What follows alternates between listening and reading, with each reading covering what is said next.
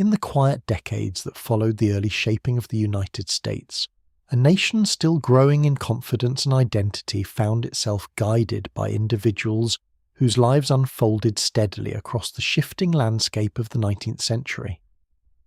Among them was Rutherford Hayes, a man whose measured temperament, disciplined habits, and consistent devotion to duty carried him from modest beginnings in rural Ohio to the responsibilities of national leadership. His life extended across eras of deep change, westward expansion, civil conflict, and the gradual reweaving of a reunited country. Yet through each period he remained calm, orderly, and guided by principle. This gentle narrative traces that full arc, from his earliest days in the small town of Delaware to the reflective years he later spent beneath the quiet trees of Spiegel Grove. As you listen, you may choose, in your own unhurried time, to like the video, subscribe for future histories, or share where in the world you're listening from.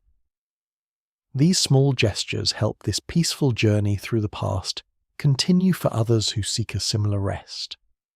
With the atmosphere settled and the pace slowed, the story begins in the early 1820s with the quiet arrival of a child whose steady nature would one day guide a nation.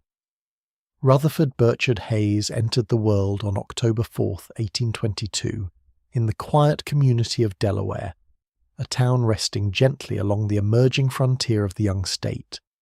Ohio in this period remained a landscape of new settlements, slow-growing towns, and families drawn westward by the promise of opportunity.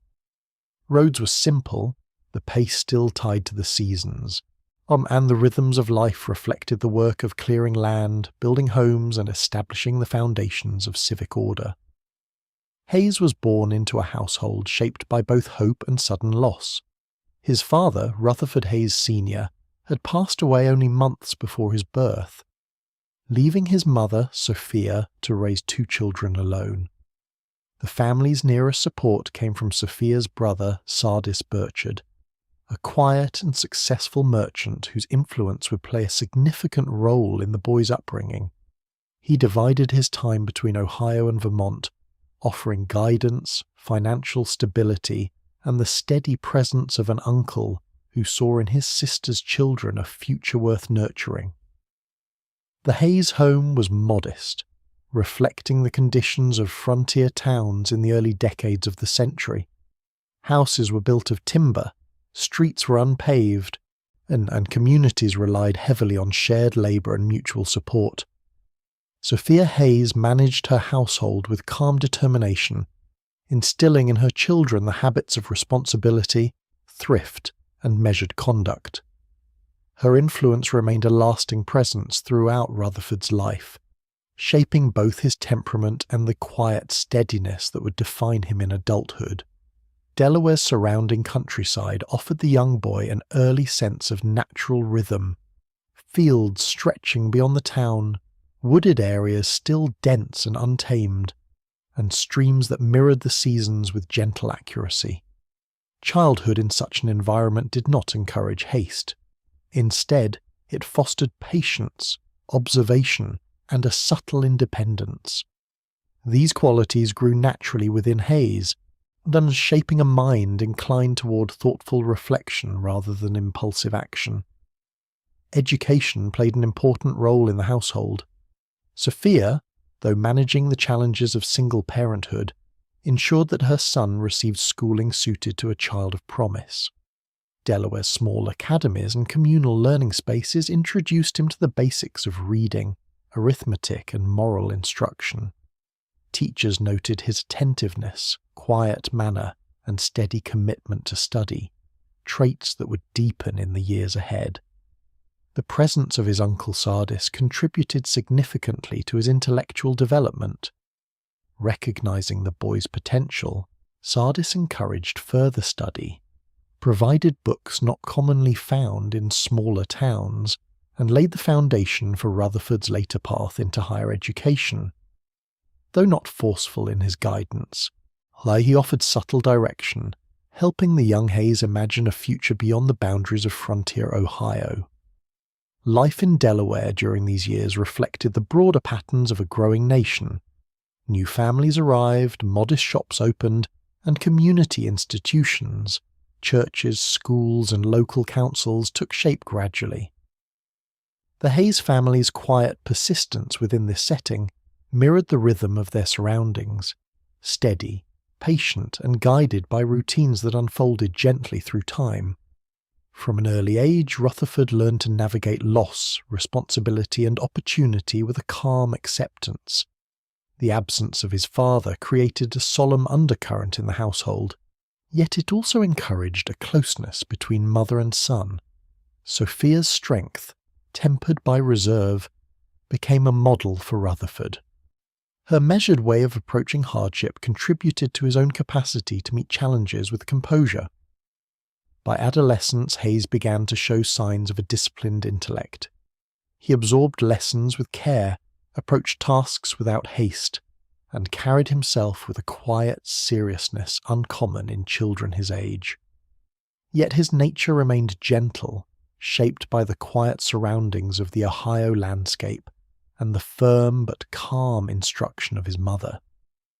As the 1830s approached, Ohio continued to evolve, with towns growing along new roads and the steady movement of settlers shaping the character of the region.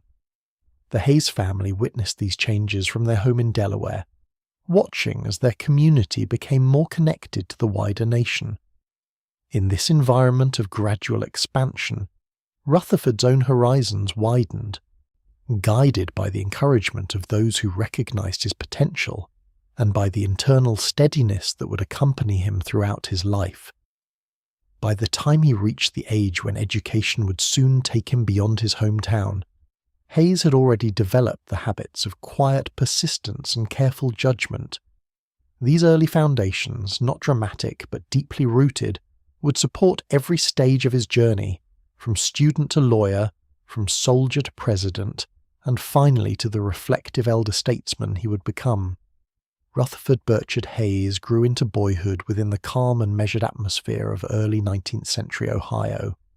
Though his birthplace of Delaware had already begun to feel the gentle stirrings of growth, it remained a community defined by simple routines, close-knit families, and the grounded rhythms of frontier life.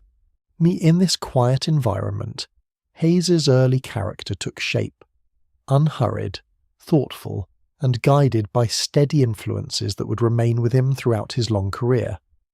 His mother, Sophia, presided over the household with composed determination.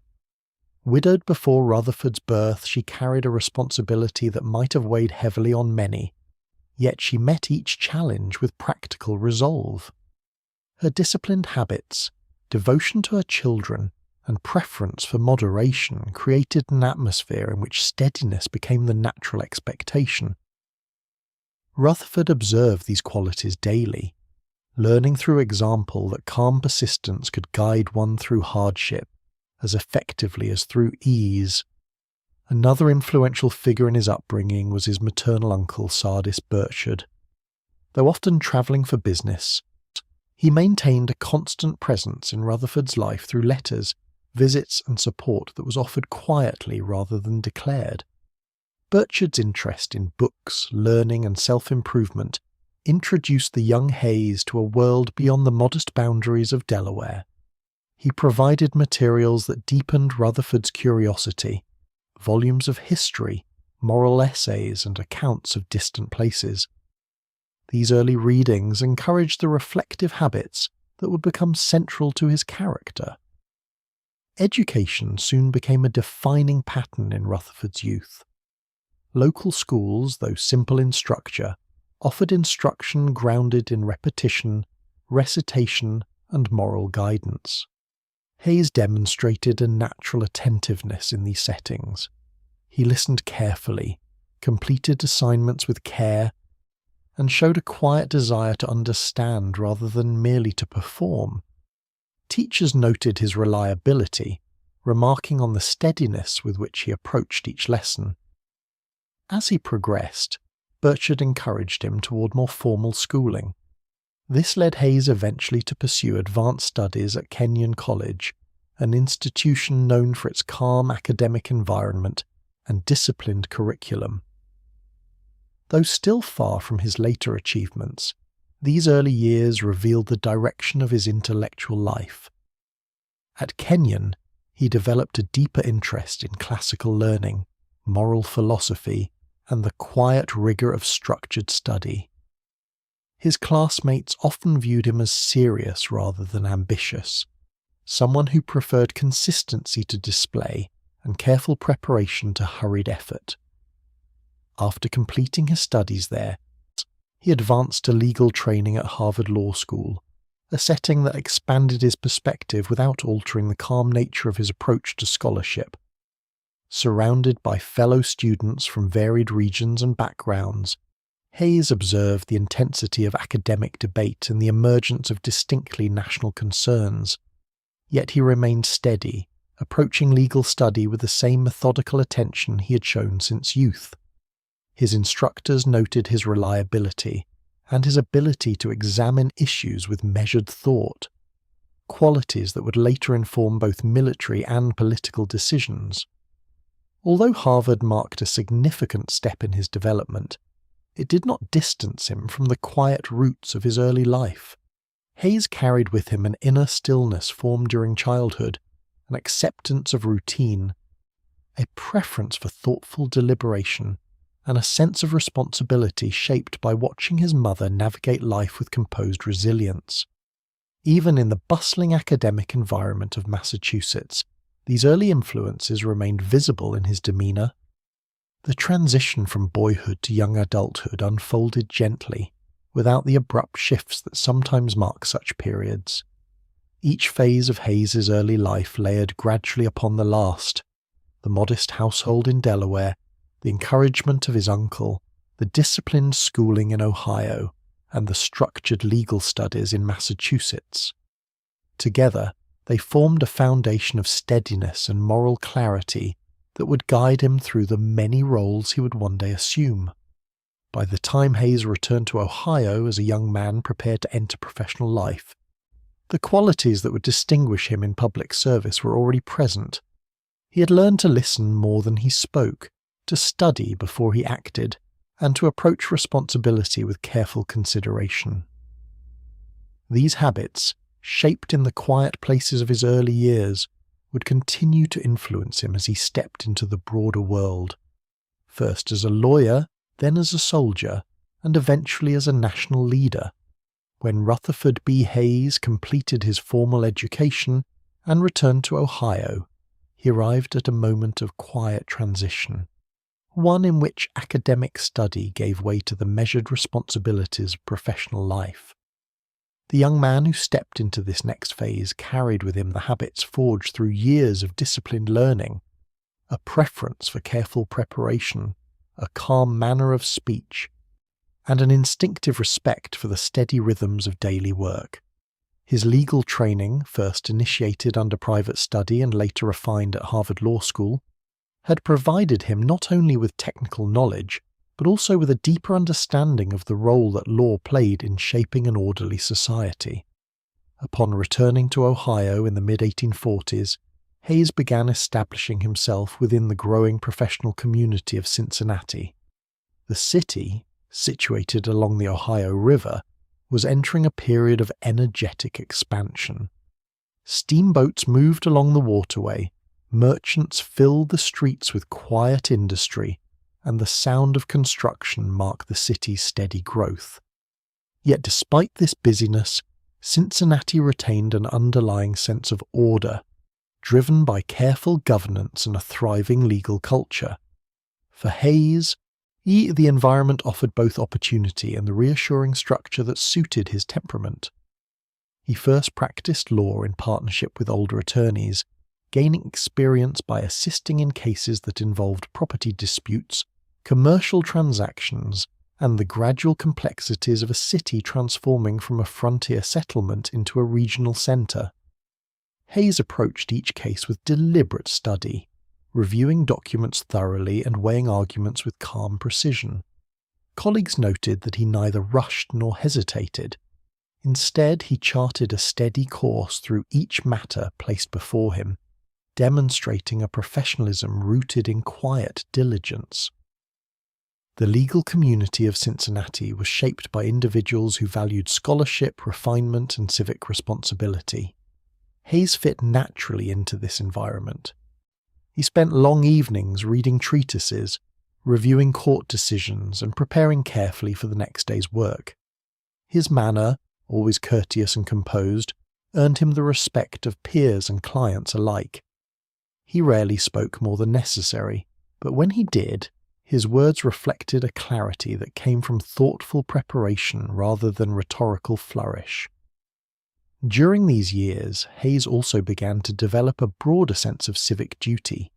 Cincinnati's growing population brought with it new social challenges: poverty, illness, and the need for charitable institutions capable of supporting those who struggled at the edges of the bustling city. Hayes observed these challenges with quiet empathy. Though not yet a public official, he began offering his time to various local efforts aimed at improving welfare and education. His involvement was not dramatic or highly visible. Instead, it reflected the same gentle sense of responsibility that had guided him since childhood. Professionally, his reputation continued to grow. As he handled increasingly complex cases, clients recognized in him a lawyer who would not be swayed by haste or distracted by ambition. His careful manner impressed judges, who observed that Hayes laid out his arguments with clarity and without unnecessary ornament. Though he did not seek prominence, his steady conduct naturally drew respect. Eventually he formed his own practice, taking on younger partners and mentoring them with the same patient guidance he had benefited from earlier in life. The calm discipline Hayes exhibited in his legal work extended into his personal routines. He lived simply, dedicating time each day to reading, their correspondence, and reflection. He cultivated friendships built on mutual respect and thoughtful conversation rather than social display. His temperament, shaped in the quiet household of his youth, remained unchanged even amid the energy of a growing city. In Cincinnati, Hayes also found himself increasingly drawn into political discussion, though he entered this realm cautiously. The mid-19th century was a time of sharpening debates surrounding national unity, the expansion of slavery, and the evolving responsibilities of the federal government. Hayes, trained to examine difficult questions with care, considered these issues deeply. He aligned himself with principles that valued individual dignity, lawful governance, and steady reform. Yet even in expressing his views, he remained measured. His letters from this period reveal a man who preferred to consider the strength of an argument rather than the intensity of political sentiment. Another important influence during these early years was his growing circle of friends, many of whom shared his interest in education, social welfare, and the orderly functioning of civic life. Hayes frequently attended lectures, participated in quiet gatherings of discussion, and offered his support to organizations devoted to community improvement. He believed that law and citizenship were inseparable, that the responsibilities of one informed the duties of the other. As his legal career matured, Hayes also experienced personal growth that would further shape his future. He became more widely known in Cincinnati society, not for displays of ambition, but for his consistent character and thoughtful manner. Colleagues often described him as even-tempered and attentive, a man whose presence brought calm to discussions that might otherwise have become contentious. This quality would serve him well in the years ahead, as the nation moved toward a period of deep conflict, and Hayes would be called upon to meet responsibilities far beyond the courtroom. Though his path into public life was still unfolding slowly, the seeds of leadership had already taken root. Hayes's early legal experience offered him a living demonstration of how order is maintained through careful judgment, respect for procedure, and disciplined study. his civic engagement showed his willingness to support communal well-being, and his steady temperament positioned him as someone capable of guiding others through complexity without haste. By the time the 1850s approached, Rutherford B. Hayes had established himself as a respected lawyer and a thoughtful citizen. His life reflected not a sudden rise, but a gradual deepening of responsibility, step by measured step, guided by principles instilled in childhood and refined through quiet professional dedication. As the nation moved closer to the tensions that would soon divide it, Hayes stood ready, though he did not yet know it, to assume roles that would test every quality of leadership he had so patiently cultivated. As Rutherford B. Hayes continued to establish himself within the professional world of mid-19th century Ohio, his life in Cincinnati entered a period of steady expansion, measured, unhurried, and marked by a gradual widening of influence. The city itself, positioned along the flowing curve of the Ohio River, had grown into a thriving urban centre by the time Hayes settled into his legal practice there. Its streets carried the movement of merchants, labourers, teachers, and craftsmen, while its neighbourhoods reflected a blend of established families and recent arrivals drawn by opportunity. Amid this setting of quiet energy, Hayes's presence took root not through loud assertion, but through the consistent force of his character. Cincinnati's legal community offered Hayes an environment that suited his temperament. The courts operated with a seriousness befitting a growing city, and the attorneys who practiced there valued clarity, careful preparation, and a sense of personal integrity. Hayes entered this world with the quiet confidence of one trained through disciplined study rather than ambition.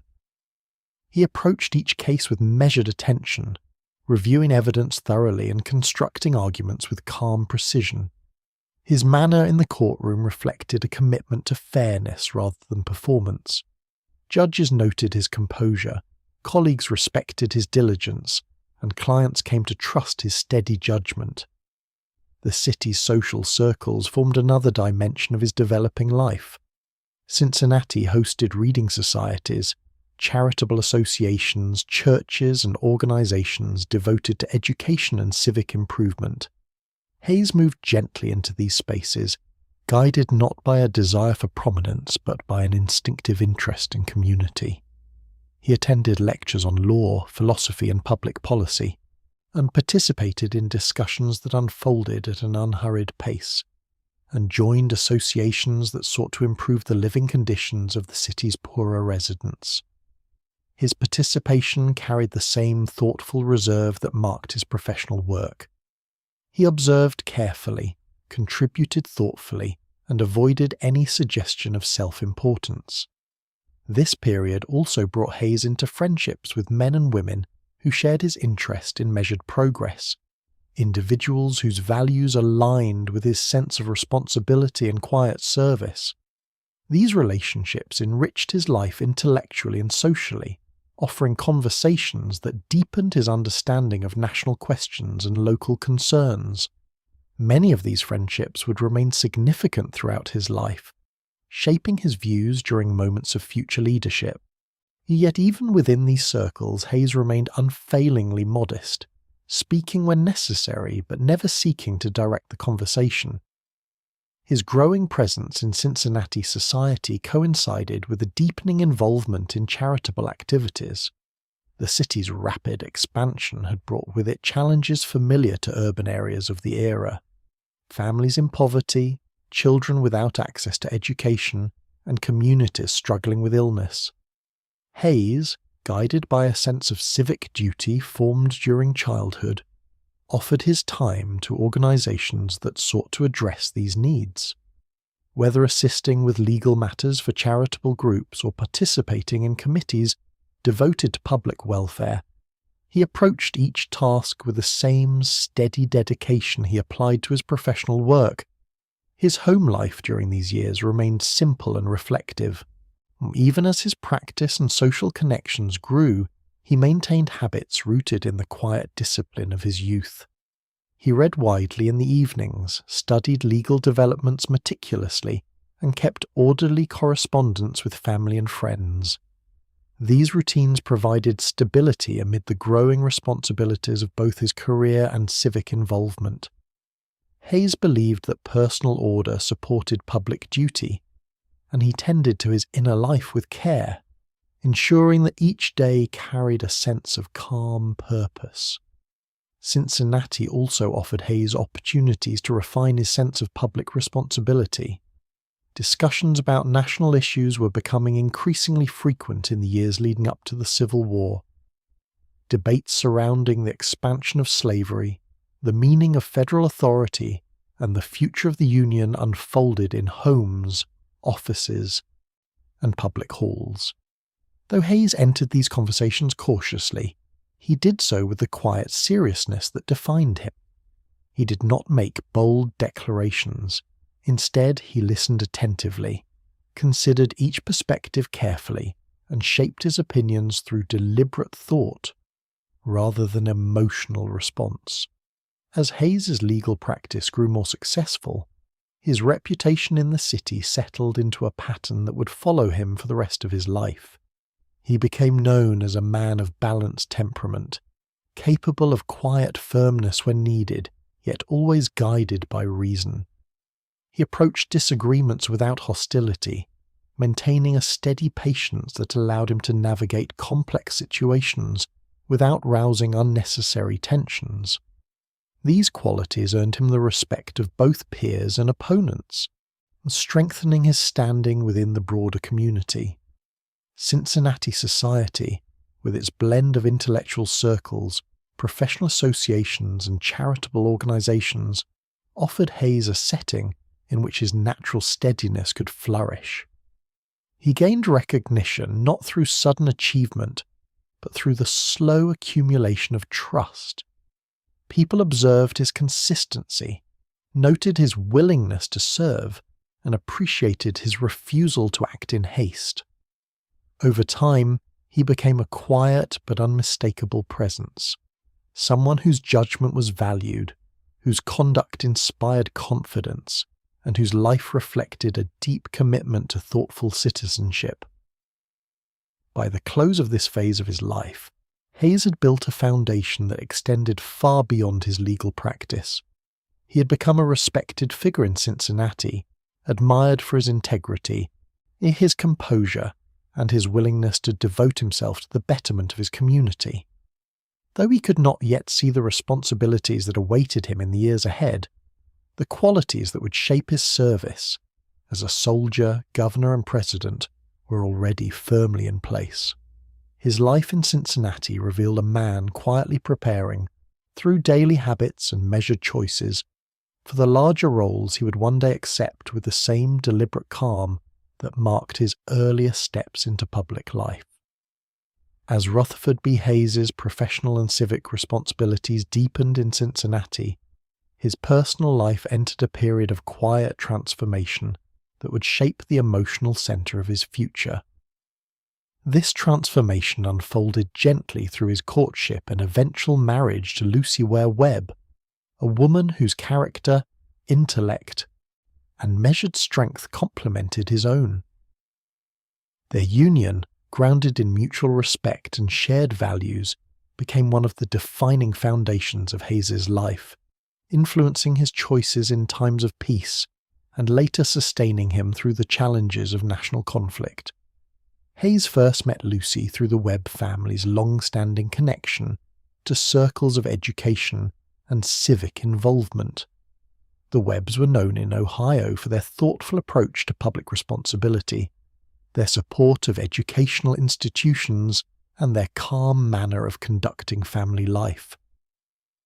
Lucy had spent her childhood in surroundings that prized learning and moral clarity.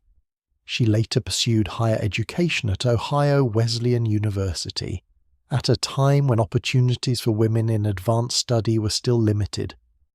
Her studies reflected the same quiet discipline Hayes himself had always valued. What struck Hayes most upon getting to know her was her calm intelligence and steady demeanour. Lucy approached conversation with attentiveness, asked thoughtful questions, and offered reflections shaped by reading and observation rather than impulse.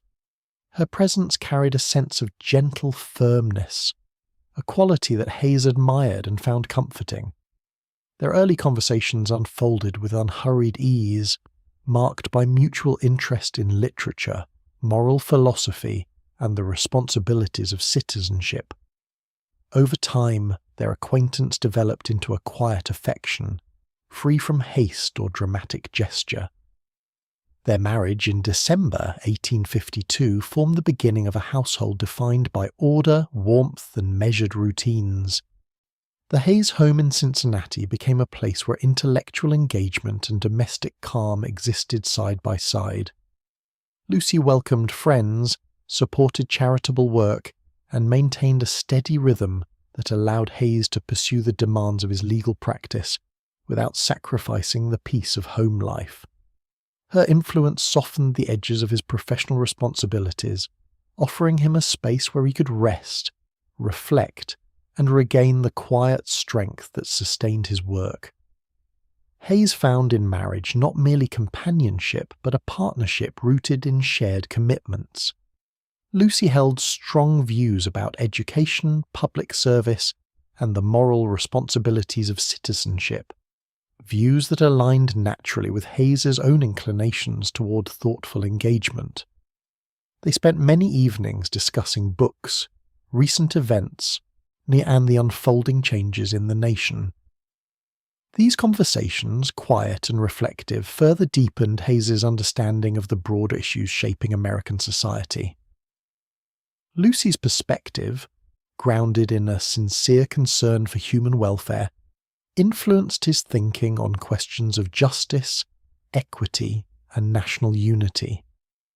As their household grew with the arrival of children, Hayes embraced the rhythms of family life with the same steadiness he brought to his professional duties. He took pleasure in the simplicity of domestic moments, walking with his children, listening to their early stories, and observing their personalities take shape. Though his work demanded long hours, he remained firmly connected to the daily life of his family.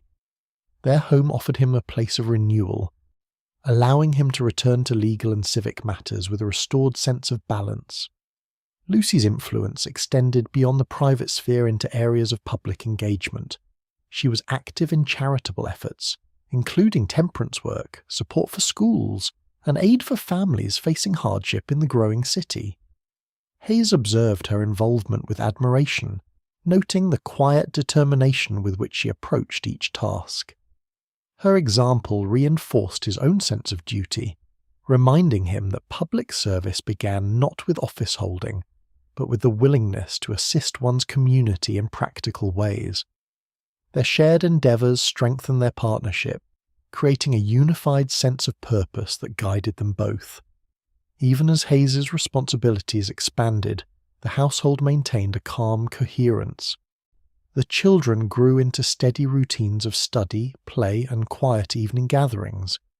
Visitors remarked on the warmth of the home and the thoughtful manner in which Hayes and Lucy balanced their commitments. Books filled their shelves, evidence of a shared love of learning, while the orderly spaces of their home reflected the discipline that had shaped both their lives. The atmosphere encouraged reflection, offering Hayes a place to consider the many questions that arose from his increasing involvement in civic matters. During these early years of marriage, Hayes also found himself more attuned to the national issues that were beginning to take shape. Conversations in Cincinnati turned increasingly toward the intensifying debates surrounding slavery, states' rights, and the future of the Union.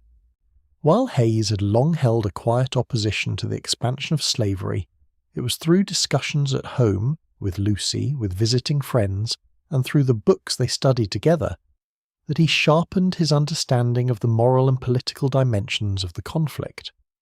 Lucy's deeply held convictions on human equality contributed meaningfully to these reflections, offering Hayes a sense of clarity rooted in shared ethical grounding. This period also revealed Hayes's growing inclination toward public service. Though he had not yet sought elected office, he began receiving invitations to participate in civic committees and local gatherings. His thoughtful manner, shaped by years of disciplined study and influenced by the steady presence of his wife, made him a valued contributor in these settings. Hayes did not yet imagine a future in political leadership, but his manner of conducting himself, calm, deliberate, and grounded in principle, quietly prepared him for responsibilities that would eventually arise. Through these years, the partnership between Rutherford and Lucy became a central force in his life. Their marriage created a shelter of stability that allowed him to face the demands of his profession with confidence. It offered him not merely comfort, but a moral compass, a source of introspection, and a relationship founded on mutual respect. The calm patterns of their home life, meals taken without hurry, evenings spent in conversation or reading, and shared attention to their children's growth, deepened Hayes's appreciation for the steady foundations upon which meaningful service is built. By the time the nation began its slow movement toward conflict, Hayes's personal life had settled into a gentle equilibrium. His marriage had strengthened his sense of duty, his understanding of community, and his belief in the quiet power of principled conduct. These early domestic years, peaceful and carefully structured, became an enduring source of strength as he prepared to enter a period that would test every quality of leadership he had so patiently developed. As the 1850 progressed, the life of Rutherford B. Hayes in Cincinnati continued to unfold in a measured, unhurried way. His legal practice remained steady, his household harmonious, and his sense of civic responsibility deepened through quiet involvement in local affairs. Although Hayes had not sought prominence, the qualities he displayed, thoughtfulness, reliability, and a sincere concern for community welfare, began to draw him into roles of increasing responsibility. His entry into public service did not arrive through dramatic ambition, but through a gradual recognition by others that he possessed a temperament well suited to leadership founded on principle. Cincinnati during these years experienced both growth and tension. The city's location along the Ohio River positioned it at the intersection of competing national perspectives. On one side of the river lay free soil, on the other a slave-holding state. Discussions of national policy, once abstract, had become immediate concerns. Citizens gathered in quiet meetings, public halls and private homes to consider the implications of legislative developments such as the Kansas-Nebraska Act and the growing divisions between North and South. Yet Hayes observed these debates with characteristic care, attentive to the complex interplay between law, morality, and national unity. Although Hayes initially preferred to contribute through civic organizations rather than political office, he soon found himself engaged in local reform efforts. He supported educational institutions, participated in committees devoted to improving city governance, and offered his legal expertise to charitable groups. His manner in these settings remained consistent, calm, quietly persuasive, and grounded in thoughtful preparation. He spoke with a steady voice, avoiding the sharp rhetoric that sometimes marked political discussion. Those who worked alongside him appreciated his capacity to listen, weigh information, and respond with reasoned clarity. Around this time, Hayes developed a closer connection with individuals involved in the emerging Republican Party. The party, still newly formed, appealed to citizens who opposed the expansion of slavery and sought a more unified national direction. Hayes did not immediately position himself as a public spokesperson, but he supported the party's principles and contributed his thoughts in private meetings and discussions. His careful reasoning and measured temperament earned him the respect of early party organizers who valued leaders capable of approaching national challenges with patience and steadiness. Hayes's growing engagement with civic life was further strengthened through his involvement in local legal reforms. Cincinnati, like many cities experiencing rapid expansion, faced issues related to public safety, education, and municipal administration. Hayes contributed quietly but consistently to discussions about improving public institutions. His recommendations reflected the same values visible throughout his life: order, fairness, and the belief that public systems should serve communities effectively and without corruption.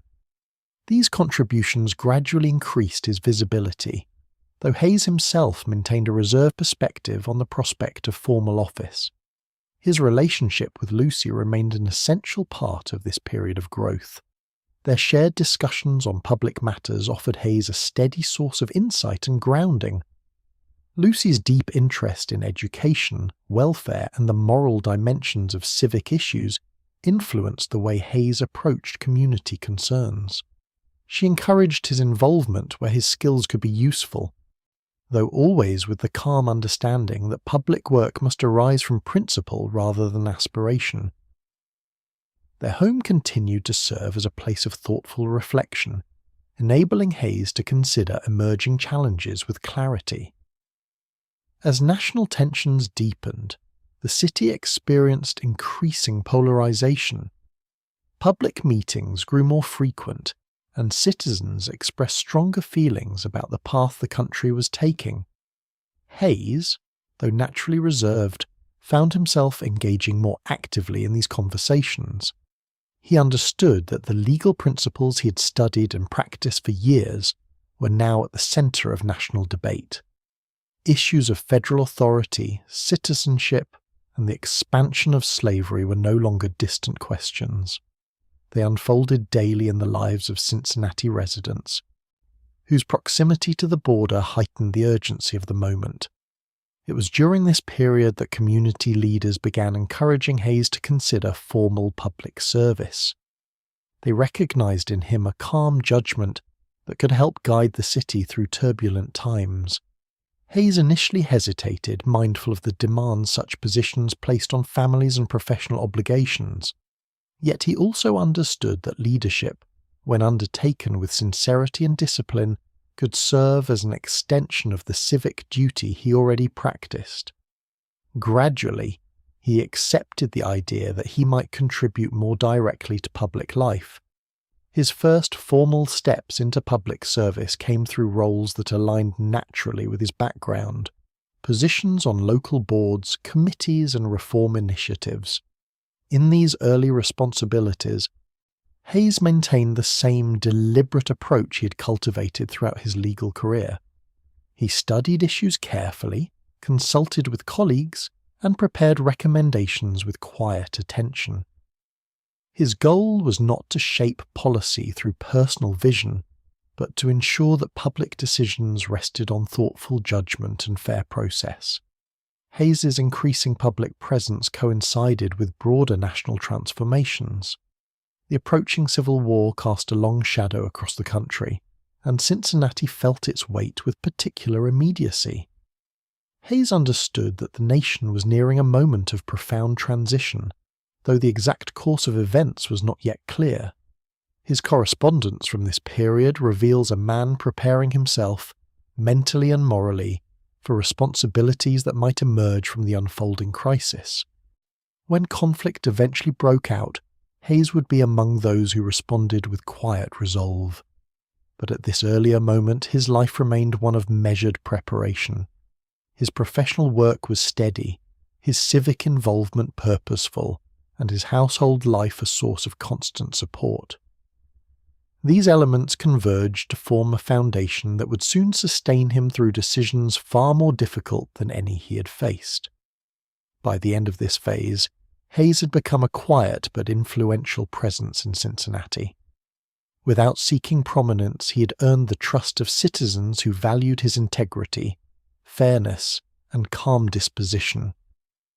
Though he could not yet foresee the full extent of his future responsibilities, the qualities required of leadership were already well established within him.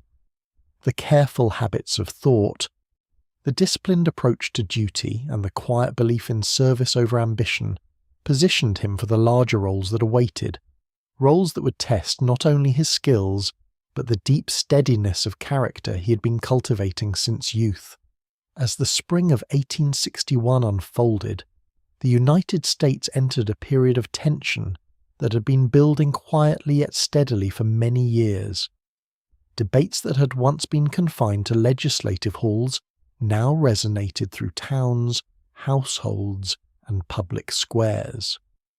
When the first shots of the Civil War were fired, the nation moved decisively from argument into conflict.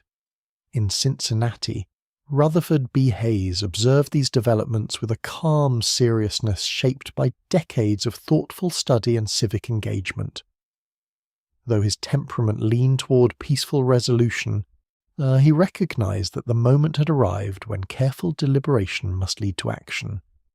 Hayes did not approach the idea of military service with haste or enthusiasm, but rather with the same quiet sense of responsibility that had guided his entire life. He believed that the preservation of the Union required individuals willing to act when duty demanded it. After years spent strengthening his legal practice, raising a family, and contributing steadily to his community, he now felt a call to serve in a new capacity. His decision to enlist developed gradually, through conversations, reflections, and a growing understanding that his skills, discipline, and leadership could be of meaningful use.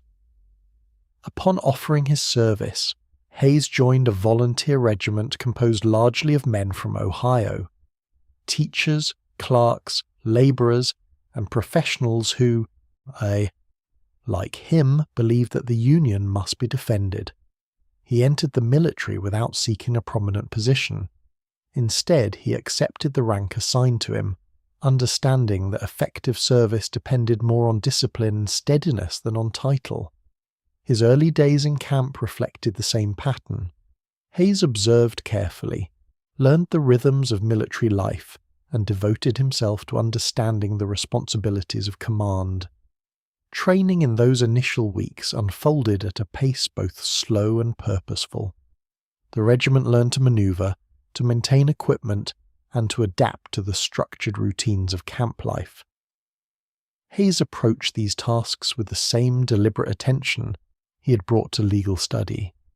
He spent long hours walking the perimeter of camp, learning the terrain, speaking to officers and enlisted men, and familiarizing himself with the expectations of military discipline. His quiet presence earned respect not through display but through consistency. As the regiment moved southward, they encountered the realities of marching, encampment, and the uncertainty that accompanied the movement of troops across contested terrain. Hayes adapted to these conditions with calm perseverance. He slept in simple quarters, maintained an orderly camp area, and kept detailed notes of daily activities. His letters to Lucy reflected both his devotion to home and his steady acceptance of the tasks before him. He seldom expressed fear or discouragement. Instead, he described the landscape, the mood of the men, and the slow, measured advance of their work. When the regiment reached areas where conflict grew more likely, Hayes continued to lead through composure. His temperament, formed in years of careful legal reasoning, allowed him to make decisions without unnecessary haste.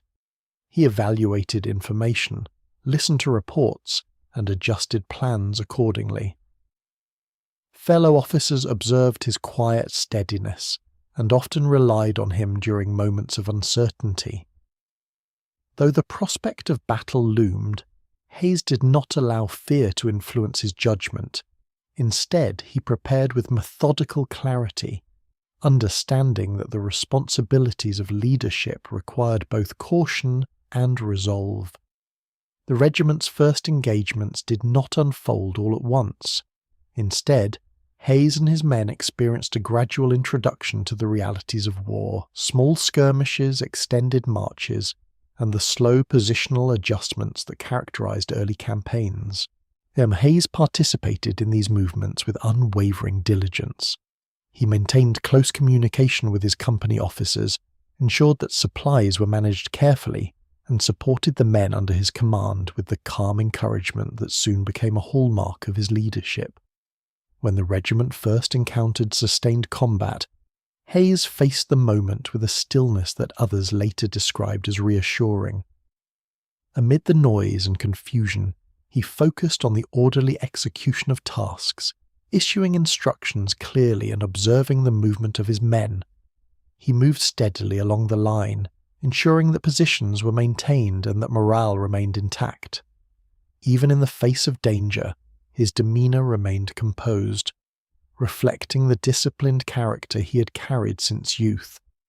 During one of the early battles, Hayes received his first injury, a wound that, though painful, didn't deter him. His response reflected both personal resolve and a deep sense of duty. After receiving initial treatment, he returned to the field as soon as he was able, resuming his responsibilities with the same steady focus. His actions did not attract outward attention, yet they quietly earned the respect of soldiers who saw in him a leader willing to share their hardships. Hayes himself viewed the experience not as a moment of heroism, but as a necessary demonstration of commitment. As the war progressed, Hayes's responsibilities increased. Fellow officers recognized his capacity for organization, his calm decision-making, and his ability to maintain discipline without severity. He advanced in rank through a pattern of sustained service rather than sudden recognition. Each new responsibility became another demonstration of his methodical leadership, always careful, always deliberate, never driven by personal ambition. Hayes's correspondence during these years reveals a life lived in two distinct yet connected spheres.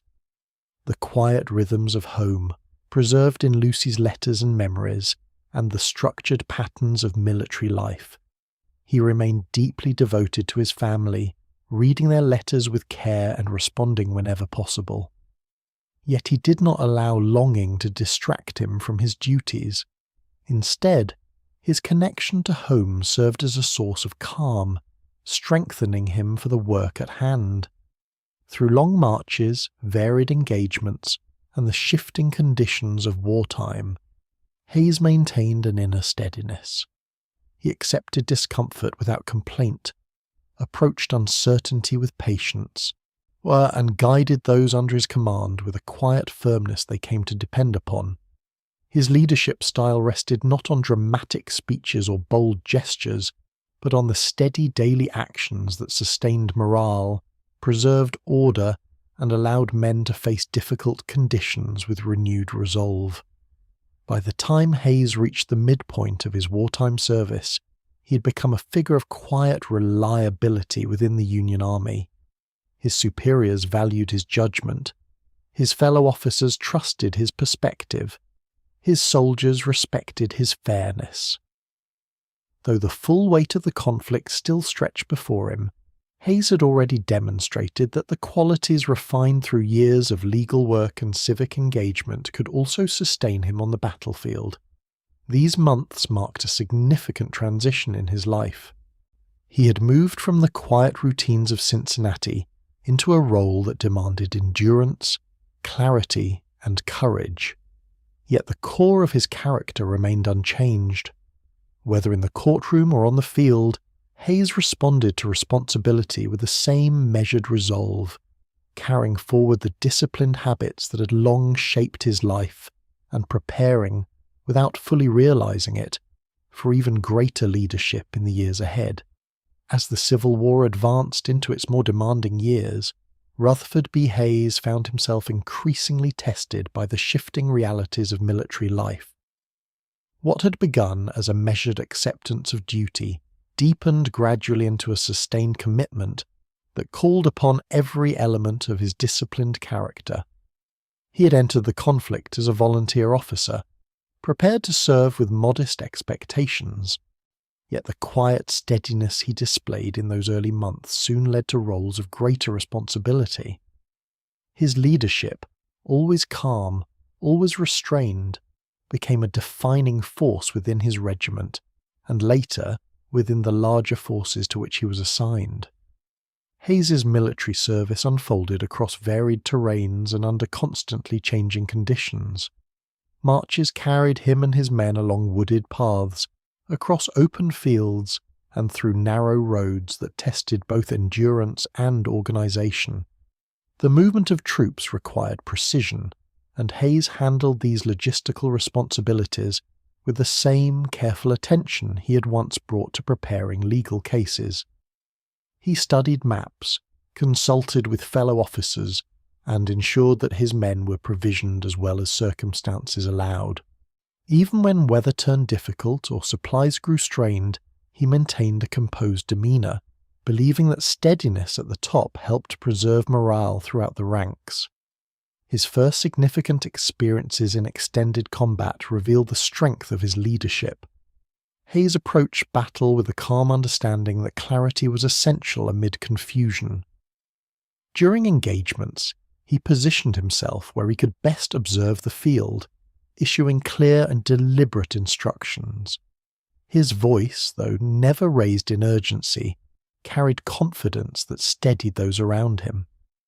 Fellow officers later noted that Hayes possessed a quiet ability to bring order to complex situations, adjusting positions and strategies with a calm awareness of shifting dangers. One of the defining patterns of Hayes's wartime service was his willingness to be physically present in the most challenging areas of the field.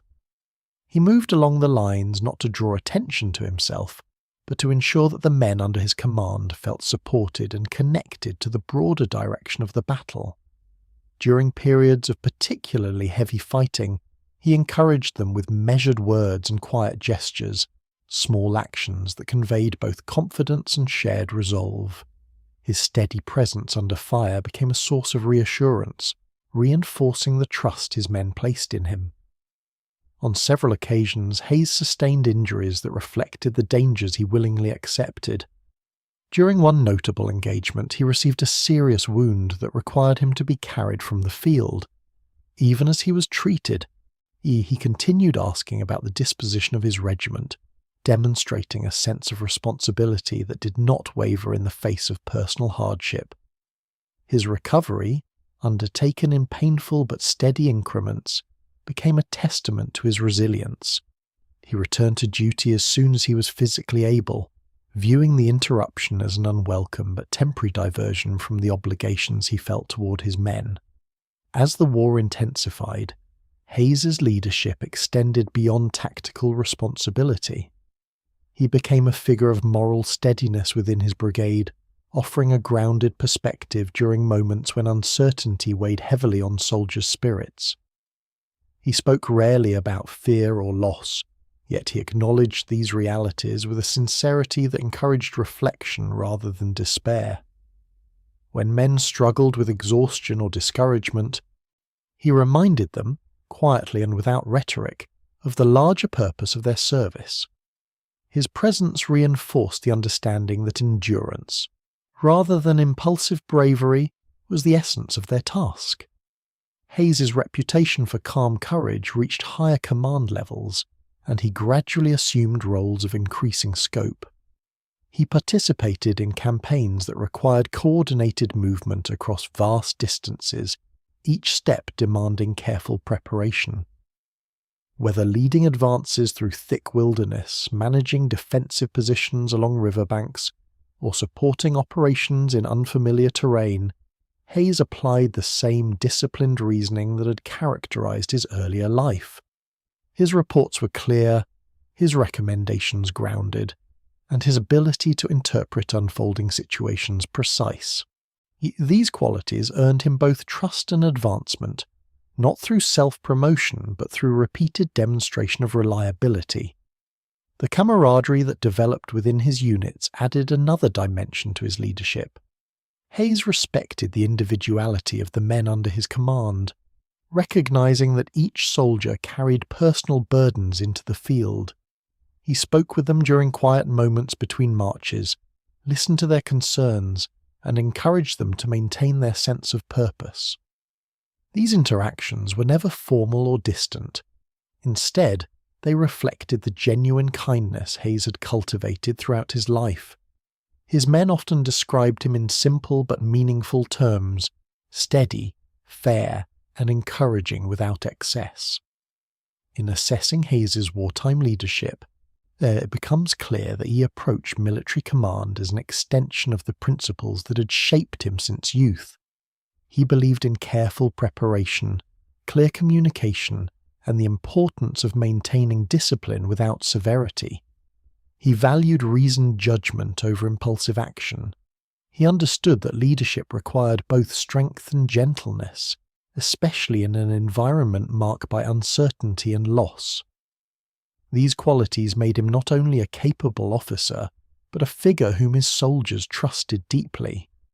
As the war progressed toward later campaigns, Hayes's responsibilities grew into those requiring strategic judgment beyond the immediate concerns of a single regiment. He participated in operations that supported broader objectives of Union commanders, contributing his measured insights to decisions that affected thousands of troops. Through each transition, his character remained unchanged. Whether at the head of a small company or assisting in the coordination of larger forces, he maintained the same calm resolve and steady dedication. Hayes's wartime journals and letters from this period reveal a man who viewed military service not as an opportunity for recognition, but as a duty undertaken with solemn respect. He recorded the movements of troops, the conditions of marches, and the challenges of each engagement in a tone that was factual and unembellished. His reflections focused on the responsibilities he carried rather than the hardships he endured.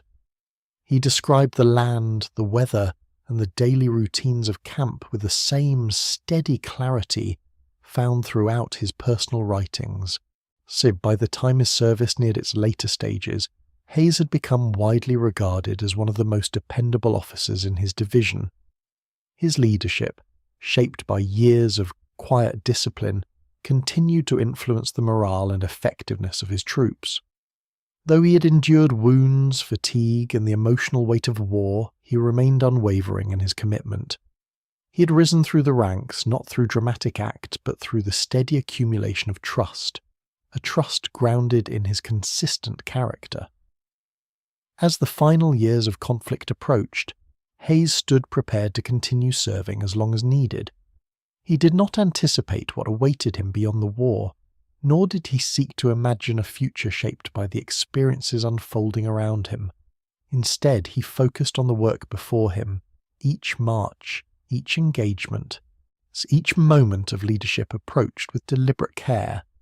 In these years of steady courage, the qualities that would later define his political career took clear form, forged quietly on the fields where he served with calm commitment and unwavering duty. When the long years of the Civil War finally drew toward their close, Rutherford B. Hayes faced a period of transition as deliberate and reflective as every earlier stage of his life. He had entered the conflict quietly, motivated by duty rather than ambition, and he emerged from it with a reputation for steady leadership, calm judgment, and the quiet courage that had guided his service in the field.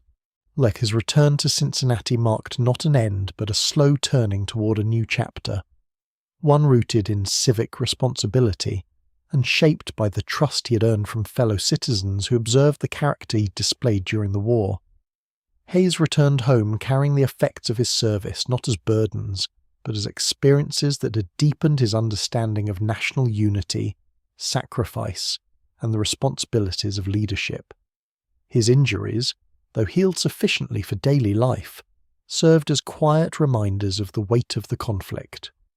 Friends and neighbours welcomed him back with respect that reflected not only his military rank, but also the composed dignity with which he had conducted himself in camp and on the battlefield. Hayes accepted this attention with characteristic modesty. He did not speak openly about his wartime actions, preferring instead to turn his thoughts toward the needs of civilian life. Life in Cincinnati had changed during the years of conflict. The city had grown busier, and the political atmosphere had become more intense, as citizens considered the uncertain steps ahead for a nation emerging from war. Questions concerning Reconstruction, civil rights, and national reconciliation filled public discussions. Hayes, who had always approached civic matters with careful thought, found himself drawn naturally into conversations about the nation's future. His letters from this period reveal a mind engaged not with personal advancement, but with the quiet responsibility to guide his community through a moment of transition. It was in this atmosphere that local leaders began encouraging Hayes to consider a formal role in public office. Now, his wartime service had demonstrated leadership under pressure, and his pre-war civic involvement had already established his reliability. To many, he appeared to embody the qualities needed in public representatives during a time when steady judgment mattered as much as political skill. Hayes, however, approached these suggestions with caution. He understood that public office demanded time, attention, and a willingness to withstand scrutiny. His first instinct was to return fully to his legal practice, re-establishing the slow and orderly rhythm of professional work that had always suited him. Yet as conversations continued and friends urged him to reflect on the needs of the moment, Hayes recognized that service might again be required of him, and the state of Ohio needed representatives capable of approaching Reconstruction with fairness and understanding, and citizens sought leaders whose decisions would be guided by principle. Hayes's name arose naturally because his life had consistently reflected those qualities. He began to see public office not as an ambition, but as an extension of civic responsibility, a continuation of the duty he had embraced when he enlisted at the beginning of the war. In 1865, Hayes allowed his name to be placed before voters for a congressional seat. The campaign that followed was conducted with the same calm restraint that had shaped his military leadership. Hayes avoided dramatic declarations and instead spoke in clear, measured terms about the nation's need for healing and thoughtful reconstruction. He emphasized the importance of civil rights, the responsibilities of government, and the quiet work required to support communities still recovering from the conflict. His tone resonated with citizens who valued sobriety and principle during a time when public emotion ran strong. Hayes won the election, entering Congress as a representative whose service rested on the trust of those who had observed his conduct throughout the war. His arrival in Washington, D.C. marked a new beginning. In the halls of Congress, he found discussions marked by intensity and uncertainty. Legislators debated the shape of Reconstruction policies, the rights of newly freed citizens, and the ways in which the country might restore unity without compromising justice.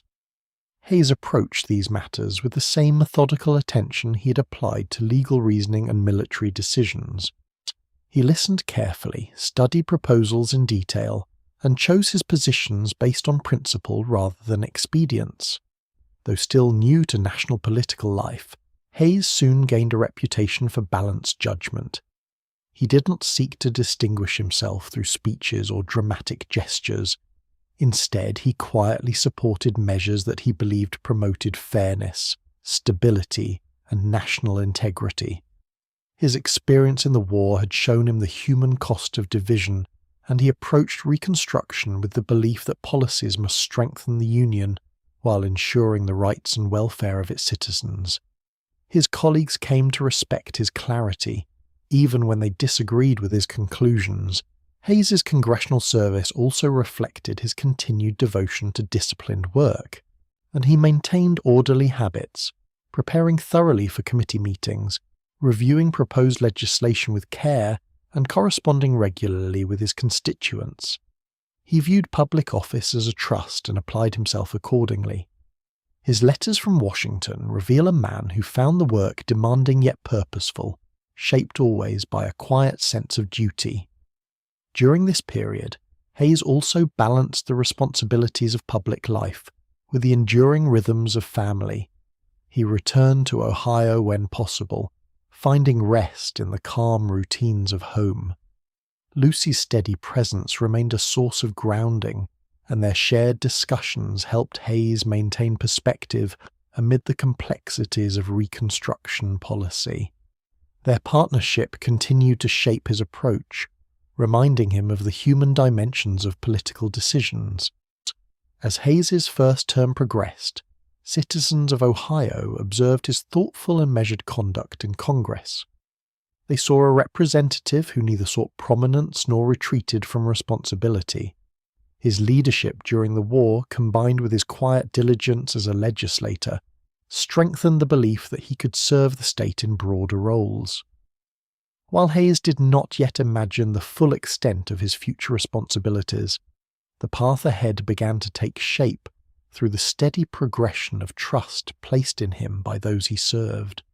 By the end of his wartime transition into political life, Hayes had moved from volunteer soldier to respected legislator, guided always by the same principles that had shaped his earliest years: a commitment to duty, a belief in steady progress, and a calm, disciplined manner that stood firm regardless of circumstance. The years ahead would draw him further into public leadership, but the foundations of that leadership, formed long before the war, strengthened during it, and refined in the halls of Congress, were already quietly established. Rutherford B. Hayes's arrival in Congress in late 1865 marked a new stage in his long, steady journey through public service, a transition shaped not by ambition, but by the quiet recognition of responsibility. He entered the halls of the United States Capitol at a moment of profound national uncertainty, when the nation, recently reunited through conflict, was now tasked with the careful work of reconstruction. The atmosphere in Washington, D.C. reflected this tension. Legislators moved through long debates, constitutional questions, and competing visions for the country's future. Hayes, new to the chamber yet seasoned in calm leadership, approached this environment with his characteristic patience and disciplined thought. His first months in Congress were marked by attentive observation. Hayes believed that effective service required understanding before action, and he devoted substantial time to studying the structure of congressional committees, the nature of ongoing debates, and the perspectives held by various members. He read reports carefully, met privately with colleagues, and sought to understand the principles guiding each piece of legislation. He approached this work with the same methodical habits he had applied to legal preparation, allowing him to gain clarity in an environment where emotions often ran high.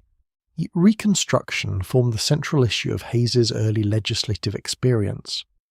The nation faced the task of determining how former Confederate states would be integrated into the Union, how civil rights would be protected, and how communities devastated by war might rebuild.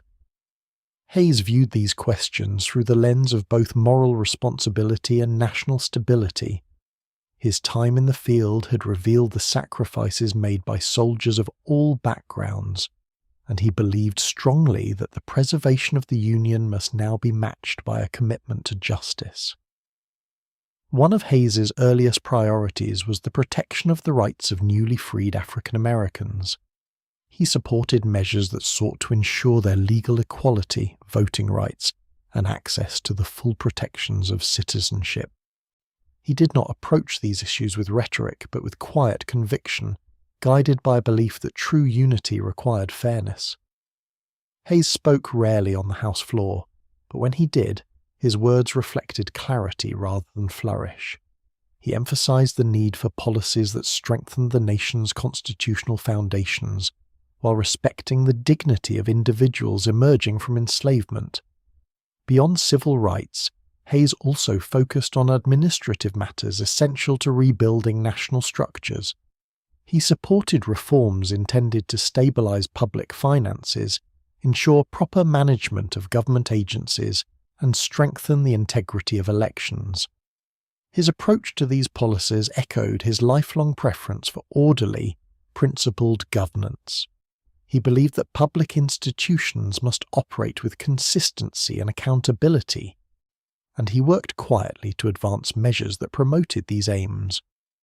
Hayes's committee assignments provided a framework through which he could contribute meaningfully to legislative work. He served on committees dealing with matters of claims, appropriations, and military affairs, each of which demanded careful review and thorough understanding. His experience as a soldier lent credibility to his insights on military questions, particularly those concerning veterans' welfare and the reorganization of armed forces during peacetime. Hayes studied each bill with deliberate attention, often preparing detailed notes to ensure that his positions rested on a full understanding of the issue at hand. His presence in Congress was marked by a calm professionalism that distinguished him in an environment where voices often rose in response to the weight of national conflict. Hayes did not seek attention. Rather, he allowed the consistency of his work to speak for itself. Colleagues came to trust his judgment, recognizing in him a legislator who weighed matters thoughtfully and avoided the impulsiveness that sometimes accompanied heated debate. Despite the seriousness of his responsibilities, Hayes maintained his connection to home with quiet regularity. Correspondence with Lucy and their children provided grounding during long stretches of legislative work. He often described the pace of Congress, the nature of debates, and his desire to serve faithfully while preserving the values of their household. Lucy's steady encouragement supported his efforts, reminding him of the calm rhythms awaiting him in Cincinnati whenever he returned. Hayes also remained engaged with the concerns of his constituents. He responded to letters from citizens with the same careful thought he applied to legislative matters, viewing each inquiry as a reminder of the trust placed in him. He spoke with visitors from Ohio, listened to their concerns, and ensured that their voices were represented in his decisions. His attention to these relationships strengthened the quiet bond between Hayes and the communities he served. As Reconstruction continued, Hayes recognized that the challenges facing the country required not only strong policy but also steady leadership rooted in reason. He supported constitutional amendments and federal legislation designed to lay the foundation for a more just nation. These proposals often required careful negotiation, and while Hayes seldom took a public role in shaping compromise, he contributed through thoughtful votes, committee work, and the steady presence that characterized his conduct. His early term also offered him insight into the complexities of executive-legislative relationships, as debates arose surrounding presidential authority and congressional oversight. Hayes observed these tensions with interest, learning from them in ways he could not have anticipated at the time. These experiences provided him with a deeper understanding of constitutional balance, knowledge that would later become relevant when he himself assumed executive office. By the close of his first congressional term, Hayes had become known as a legislator dedicated to principled reasoning rather than political maneuvering. His wartime experience had shaped his commitment to national unity, and his personal values guided his support for policies aimed at strengthening the nation's moral and structural foundations. While his service in Congress was calm and unassuming, it revealed a capacity for thoughtful leadership that others increasingly recognized. As the period of Reconstruction continued to unfold, Hayes found himself drawn further into the responsibilities of public life. Citizens of Ohio, observing his clear judgment and measured disposition, began encouraging him toward roles that required executive leadership.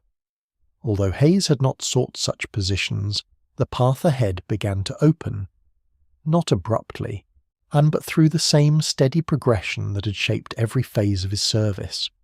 The years that followed would move Hayes into the governorship of Ohio, where his approach to leadership, calm, balanced, and grounded in principle, would become even more pronounced. Yet the foundations of that leadership were established here, in the quiet deliberations of Congress, where he learned to navigate complex national questions with the same disciplined thought and steady integrity that defined his character. Rutherford B. Hayes's transition from the halls of Congress to the governorship of Ohio unfolded with the same calm steadiness that had marked every earlier step of his public life. By the late 1860s, Ohio had emerged from the Civil War carrying both the weight of sacrifice and the promise of renewal. Communities across the state sought leadership capable of guiding them through Reconstruction, economic adjustment, and the gradual return to civilian rhythms. Hayes, known for his disciplined mind and quiet manner, appeared to many citizens as a figure who could bring order and balance to this period of transition. The encouragement for Hayes to seek the governorship grew gradually. Friends, colleagues, and public figures who had followed his wartime service and congressional work expressed confidence in his judgment. They believed that his thoughtful approach to national questions could be applied effectively to state governance.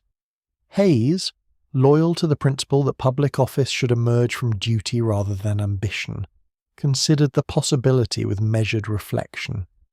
He discussed it quietly with Lucy. He evaluated his capacity to serve and ultimately agreed to accept the nomination, viewing it as another form of responsibility he was prepared to undertake. Campaigns of the era differed significantly from those of later generations. Hayes did not engage in extensive travel or loud public demonstrations. Instead, his supporters spoke on his behalf, and Hayes himself offered carefully written statements that clarified his principles without spectacle. He addressed issues of Reconstruction, economic stabilization, and veterans' welfare with the same clarity that had marked his work in Congress. Citizens responded to the steadiness of his tone, appreciating the sense of reliability he conveyed. The election proceeded with quiet confidence, culminating in Hayes's selection as governor. When he entered office in 1868, Hayes approached the role with disciplined preparation. He studied state finances, reviewed administrative practices, and met with officials across government departments. He believed that effective leadership required understanding the full structure of public institutions before attempting to direct them. His early weeks in office were dedicated not to announcing grand reforms, but to building a foundation of knowledge that would allow change to unfold gradually and responsibly. One of Hayes's central priorities as governor was administrative reform. He recognized that Ohio, like many states recovering from the upheaval of war, required more efficient systems for managing public resources. He sought improvements in record-keeping, budgeting, and the distribution of state funds. Hayes approached these matters with the meticulous attention he had used throughout his legal and military careers. He believed that public money should be spent transparently, cautiously, and with attention to long-term stability. His proposals reflected a quiet insistence on accountability that earned respect across political lines. Education also occupied a significant place in Hayes's early decisions. He saw in Ohio's schools the foundation of the state's future, and he supported measures that strengthened teacher training, improved school facilities, and broadened access to education across rural and urban districts. Hayes believed that a well-educated population contributed to civic stability and economic opportunity.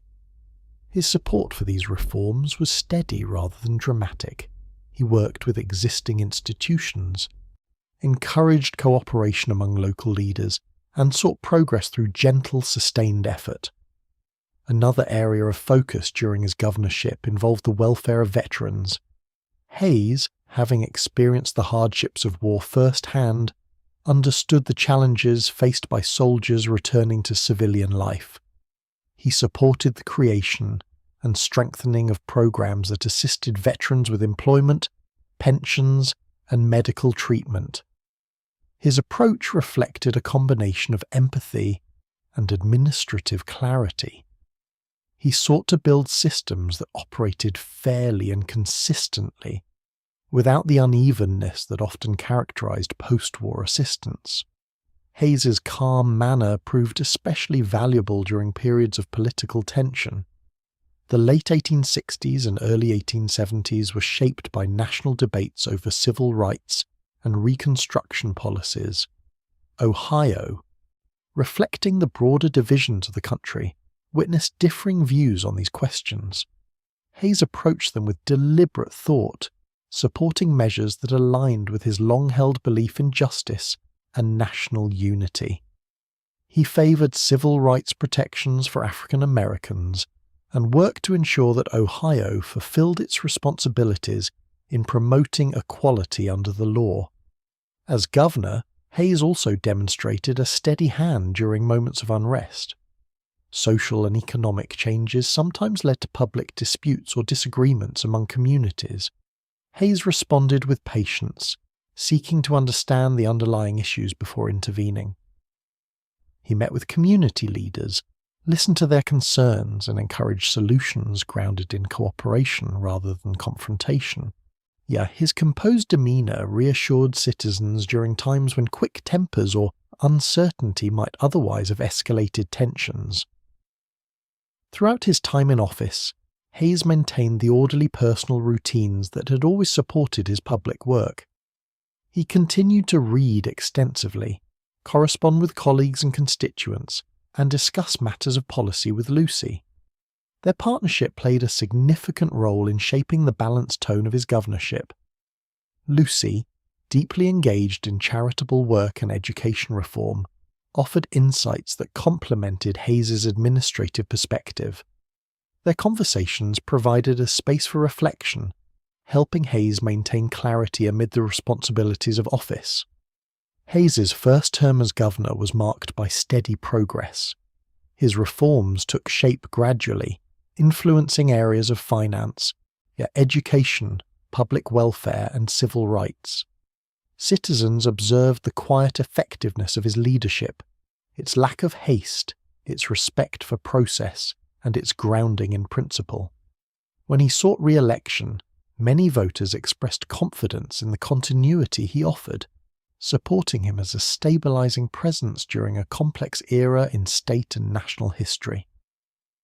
Upon completing his term, Hayes briefly stepped back from public life, returning to the familiar rhythms of home in Cincinnati. Yet his service as governor had strengthened the trust of Ohio's citizens, setting the stage for further leadership roles that would emerge in the years to follow. His time in the governor's office revealed not only administrative skill, but also the quiet resilience he brought to every responsibility, an early demonstration of the measured temperament that would later guide him through the challenges of the presidency. By the end of this period, Hayes had solidified his place as a steady and principled leader within Ohio. The calm trajectory of his public service, shaped through war, law, and governance, continued to progress with the same gentle momentum, carrying him toward new responsibilities that would again test his discipline and quiet resolve. Rutherford B. Hayes's years as governor of Ohio unfolded against a backdrop of shifting national currents. The United States, still navigating the complexities of Reconstruction, found itself in a period of intense debate about civil rights, federal authority, and the long process of healing after Civil War. While Hayes approached these issues with the calm steadiness that had defined his career, his conduct in office, measured, principled, and quietly effective, began attracting attention that extended far beyond the boundaries of Ohio. In these years, he transitioned from a respected state leader into a figure whose qualities resonated across the nation during a time when thoughtful leadership felt essential. After completing his initial term as governor, Hayes briefly returned to private life in Cincinnati, resuming familiar routines of legal work, family life, and civic participation. Yet public responsibilities soon called him back. In 1875, he accepted another nomination for governor, encouraged by those who believed that his steady hand could once again bring balance to state government. The campaign occurred amid heightened discussions surrounding Reconstruction, economic instability, and political reform. Hayes's calm approach contrasted sharply with the escalating tensions of the moment. He offered clear explanations of his positions, avoided inflammatory rhetoric, and encouraged voters to consider the long-term well-being of their communities. His victory in that election reflected both personal trust and broader public desire for stable leadership. As he returned to the governor's office, national observers took increasing notice of his composure and integrity. His speeches, always measured, never hurried, emphasized unity, fairness, and the importance of sustaining the country's constitutional principles. Hayes did not seek national prominence, yet his very steadiness seemed to invite attention. Newspaper editors across the country began to refer to him as a symbol of moderation in a time of sharp division. During this period, the national debate over Reconstruction reached a decisive point.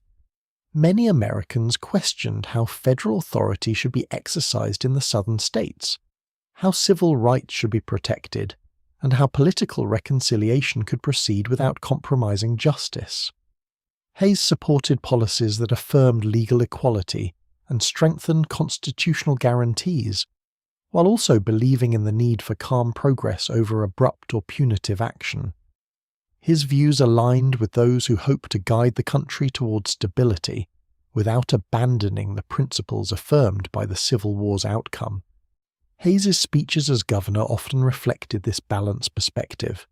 He spoke thoughtfully about the importance of protecting the rights of all citizens, emphasizing that the strength of the Union rested on the assurance that every individual, regardless of race or region, would receive equal treatment under the law. At the same time, he encouraged cooperation between North and South, believing that national unity required not only legislation, but also a gradual rebuilding of trust. These ideas resonated across political boundaries, enhancing his reputation as a leader capable of steady judgment during a period of transition.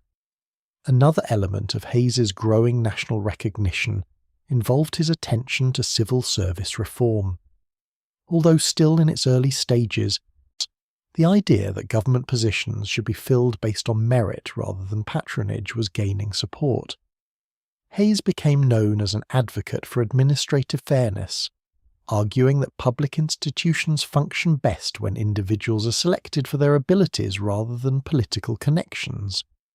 His support for these ideas, expressed in calm and practical terms, attracted the admiration of reformers across the country.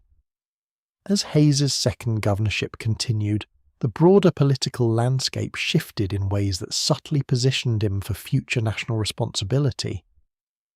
The Republican Party sought leaders who could appeal to both reform-minded voters and those concerned with preserving the gains of Reconstruction. Hayes, with his wartime record, administrative experience, and steady disposition, emerged as someone who might bridge these interests without alienating either side. His name began appearing quietly in discussions about future presidential candidates, not because he pursued the idea, but because colleagues and observers saw in him a figure suited to restoring calm during a turbulent era. Despite this growing attention, Hayes remained focused on the responsibilities before him. He continued to work on education reform, prison improvement, and fiscal stability within Ohio. His letters from this period reflect the same thoughtful tone found throughout his life. He expressed gratitude for public support while emphasizing the importance of maintaining discipline and humility in office. He approached every policy question by weighing practical needs against long-term consequences, and was believing that governance required patience and steady reflection rather than quick solutions. National recognition grew further during the economic turmoil following the Panic of 1873. Many states faced financial strain, and voters increasingly valued leaders who demonstrated caution in spending and clarity in fiscal policy.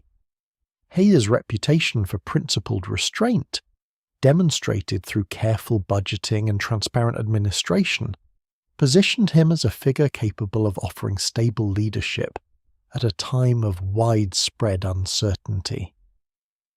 By the time Hayes' second gubernatorial term neared its end, his national profile had become well established.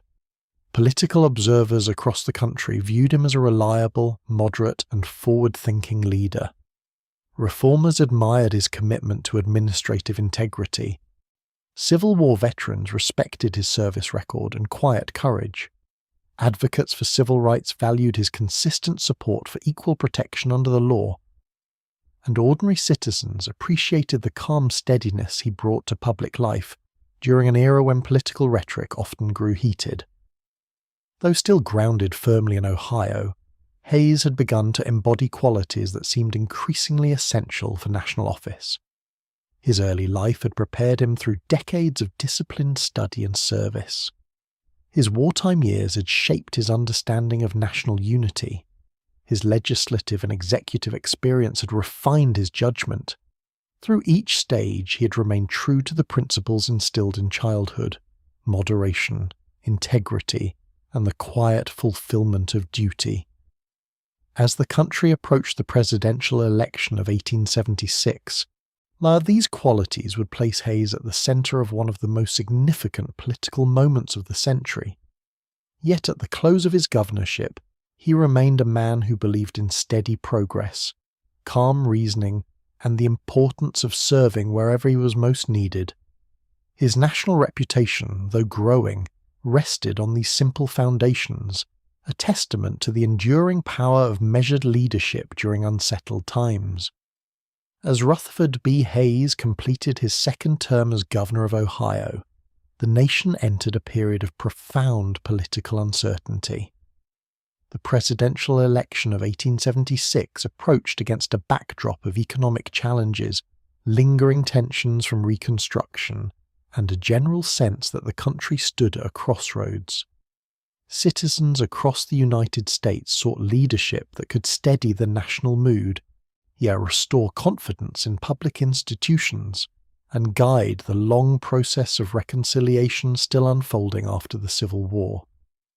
In this atmosphere, Hayes's quiet steadiness, moderate judgment, and disciplined temperament drew increasing attention from those who believed that such qualities might bring calm to an unsettled political landscape.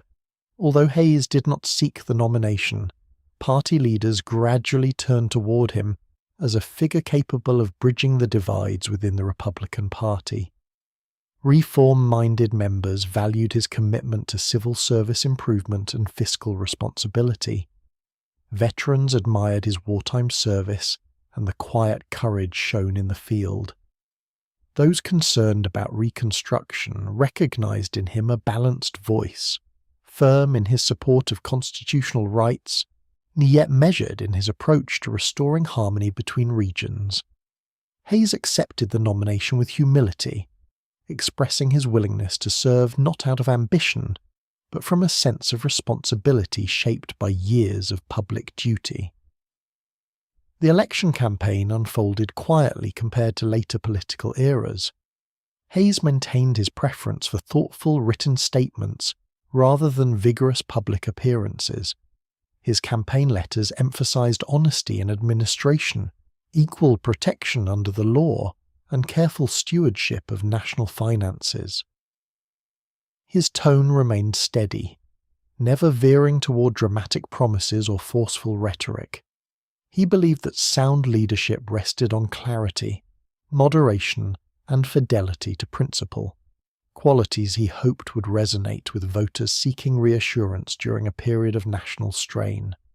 His opponent, Samuel J. Tilden of New York, entered the race with a strong reputation for reform and fiscal discipline, creating an unusual situation in which both candidates offered messages anchored in integrity rather than sharp ideological contrast. This contributed to a campaign atmosphere defined not by intense polarization, but by quiet public reflection. Citizens weighed questions of economic recovery, the lingering effects of the Panic of 1873, and the future direction of Reconstruction policies. Hayes approached these matters with the same thoughtful reserve that had defined his career, allowing the strength of his record and the consistency of his character to speak for themselves. Election Day in November 1876 produced results that were immediately unclear.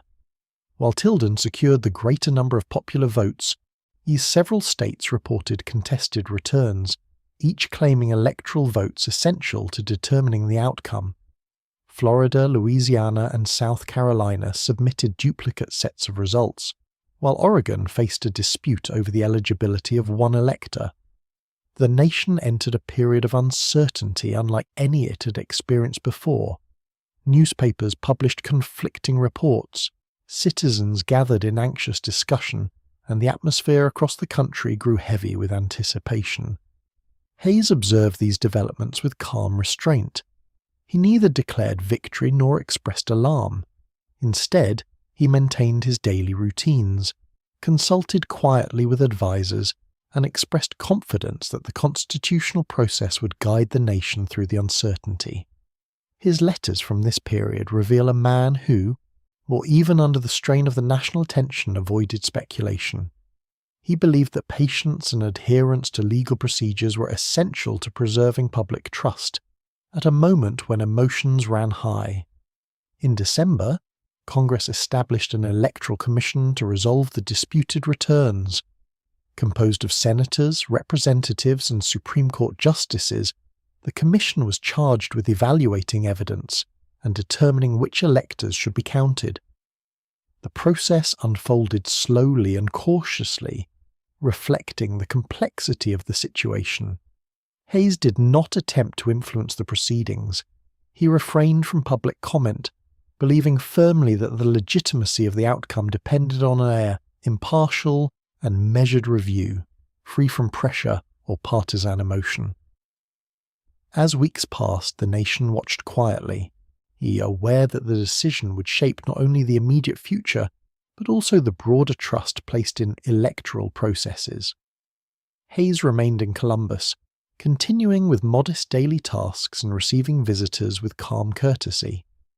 His acceptance of uncertainty demonstrated the depth of his disciplined temperament. He understood that public leadership required composure, especially when the nation's patience was tested. In late February 1877, the Electoral Commission issued its decisions, awarding all disputed electoral votes to Hayes. The result provided him with a narrow victory, 185 electoral votes to Tilden's 184. The closeness of the outcome underscored the delicate state of national politics, and Hayes recognized the significance of assuming office under such circumstances. He responded with characteristic modesty, aware that his presidency would begin during a moment of fragile national unity. The resolution of the election laid the groundwork for what would later be described as the informal understanding known as the Compromise of 1877. While not formally negotiated by Hayes himself, congressional discussions surrounding the transfer of power included expectations that federal troops would be withdrawn from the remaining occupied southern states. Hayes approached these developments with thoughtful caution. He believed that restoring local governance in the South must be accompanied by a continued commitment to protecting civil rights.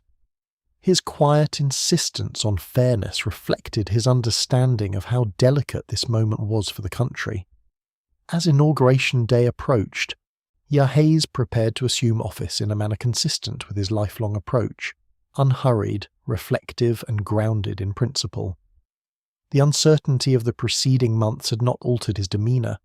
He continued to view public service as a solemn duty rather than a personal achievement. His acceptance of the outcome was accompanied by a clear awareness of the responsibility it placed upon him, to act with integrity, to restore trust, and to guide the nation through one of its most unsettled periods. The election of 1876 had revealed both the fragility and resilience of American institutions. For Hayes, it marked the beginning of a presidency that would require calm leadership, careful judgment, and a steadfast commitment to unity. As he prepared to step into this new role, he carried with him the lessons of his earlier life, disciplined study, measured action, and the quiet strength that arises from principled service. When Rutherford B. Hayes entered the presidency in March 1877, he stepped into a nation still weighed down by the long shadows of civil war and the complexities of Reconstruction.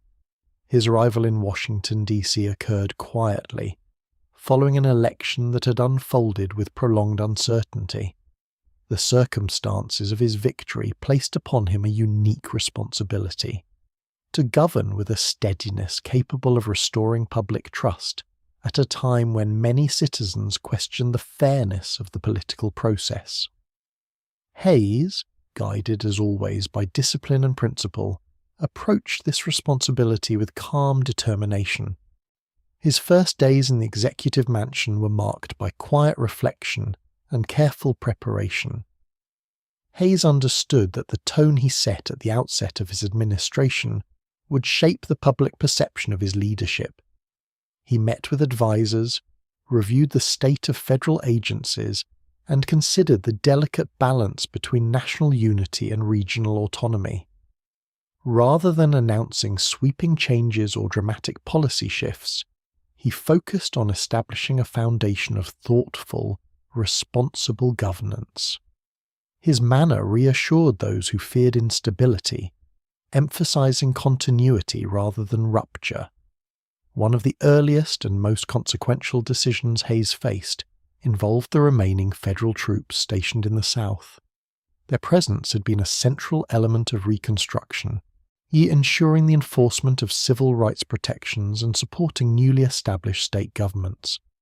Yet, as part of the political climate surrounding the resolution of the election, many Southern leaders expected the withdrawal of federal forces. Hayes approached this issue with great care. He believed that the long-term stability of the country required the gradual restoration of local governance, but he also believed deeply in the protection of civil rights. Balancing these principles required a calm, deliberate approach. After measured consultation, Hayes ordered the withdrawal of the remaining troops. He did so not as a symbolic gesture, but as part of a larger plan to encourage reconciliation between North and South. He hoped, quietly and sincerely, that local leaders would honour their commitments to protect all citizens, regardless of race. Hayes understood that this hope rested on uncertain ground, yet he believed that fostering trust was essential to the country's healing. His decision marked the formal end of Reconstruction, closing a long chapter of federal involvement in Southern affairs. Even as he oversaw this significant transition, Hayes sought to strengthen federal commitment to civil rights through other measures. He encouraged the appointment of officials willing to enforce constitutional protections, supported educational initiatives for all citizens, and spoke with clarity about the need for fairness. His tone remained calm and reasoned, emphasizing the importance of equality without inflaming the tensions that continued to simmer. Hayes believed that progress often unfolded slowly, destemmed, and he approached these matters with a patience shaped by years of careful public service. Another defining priority of the early Hayes presidency was civil service reform. At a time when political appointments were often distributed according to party loyalty rather than merit, Hayes believed that the integrity of federal institutions required a more disciplined approach. He began by restricting the influence of party leaders in selecting federal employees, insisting that competence and honesty should guide appointments. This was a quiet but firm shift, and it met resistance from those accustomed to the older system. Hayes, however, remained steady. He introduced reforms gradually, believing that the long-term health of public institutions depended on consistent, principled decisions. His commitment to reform extended to the issue of financial stability. Hayes supported policies that maintained the nation's currency on a sound foundation, advocating fiscal responsibility and cautious economic management. He demonstrated the same deliberate reasoning he had applied during his years in Ohio, understanding that economic confidence depended on restraint rather than rapid expansion. This cautious approach aligned with a broader national desire for stability after the disruptions of war and financial panic. The early months of the Hayes administration also required attention to the complex relationships between the federal government and Native American communities.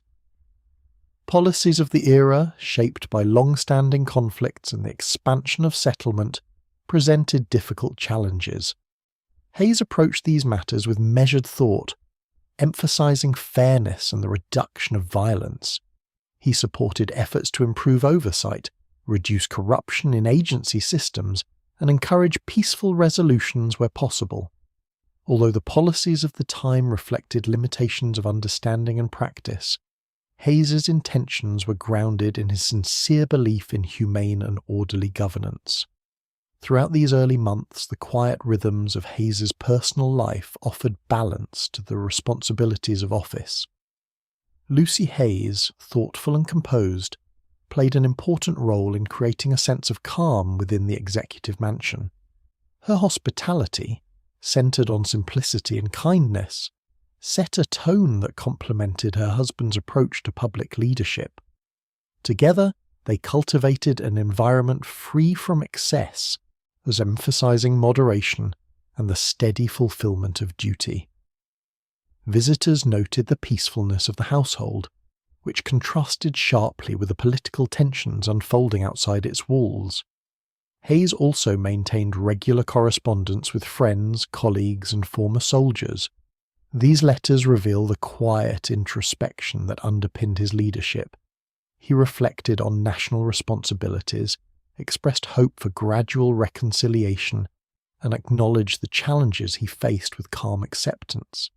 He did not dwell on the burdens of the presidency, but approached each decision with the same disciplined thought he had long applied to public service.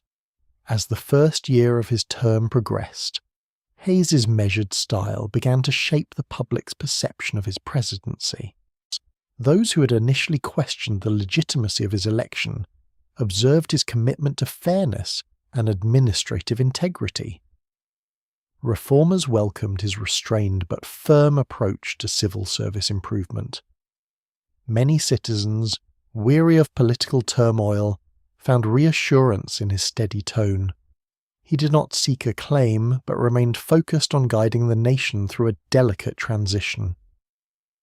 Although the challenges of his presidency were complex and would continue to unfold across the remaining years of his term, Hayes's early leadership established a clear pattern: calm reasoning in the face of uncertainty, fairness in matters of governance, and a quiet belief that national healing required patience and principled conduct. In a time when the country sought stability, he offered a steady presence, one shaped by decades of thoughtful public service and guided by the same sense of duty that had carried him from the battlefields of the Civil War to the presidency of a divided nation. As Rutherford B. Hayes moved further into his presidency, the steady rhythms of his leadership grew more defined. His administration, shaped by careful consideration rather than haste, centered on strengthening the integrity of public institutions and guiding the nation toward a more stable, principled future. Among the issues that most clearly reflected Hayes's disciplined temperament was civil service reform, an undertaking that required patience, firmness, and a willingness to withstand resistance from within his own party. For Hayes, reform was not merely a political objective, but a continuation of the orderly principles that had guided his entire public life. Civil service reform in the late 1870s addressed a long-standing practice in American politics: the distribution of government positions based on party loyalty. This system, known as patronage, had become deeply rooted in national expectations. Party leaders often viewed federal appointments as rewards for political support, and office holders frequently changed with each administration. Hayes believed that this system weakened the federal government by prioritizing personal allegiance over competence. His years in law, military service, and state government had reinforced his belief that public institutions required disciplined management, honest administration, and individuals chosen for their abilities rather than their affiliations. From the outset of his presidency, Hayes signaled his intention to address the problem. He introduced policies limiting the right of federal employees to participate in partisan activities and began advocating for appointments based on merit. These steps represented a quiet but firm shift in the expectations surrounding public service. Hayes approached the matter without confrontation, believing that calm persistence would yield more lasting results than sudden directives. Yet even this measured effort met with resistance. Many political leaders, accustomed to the older system, viewed reform as a threat to their influence. Hayes responded not with public argument but with steady adherence to principle, continuing to implement changes where he could and encouraging a broader cultural shift within the federal government.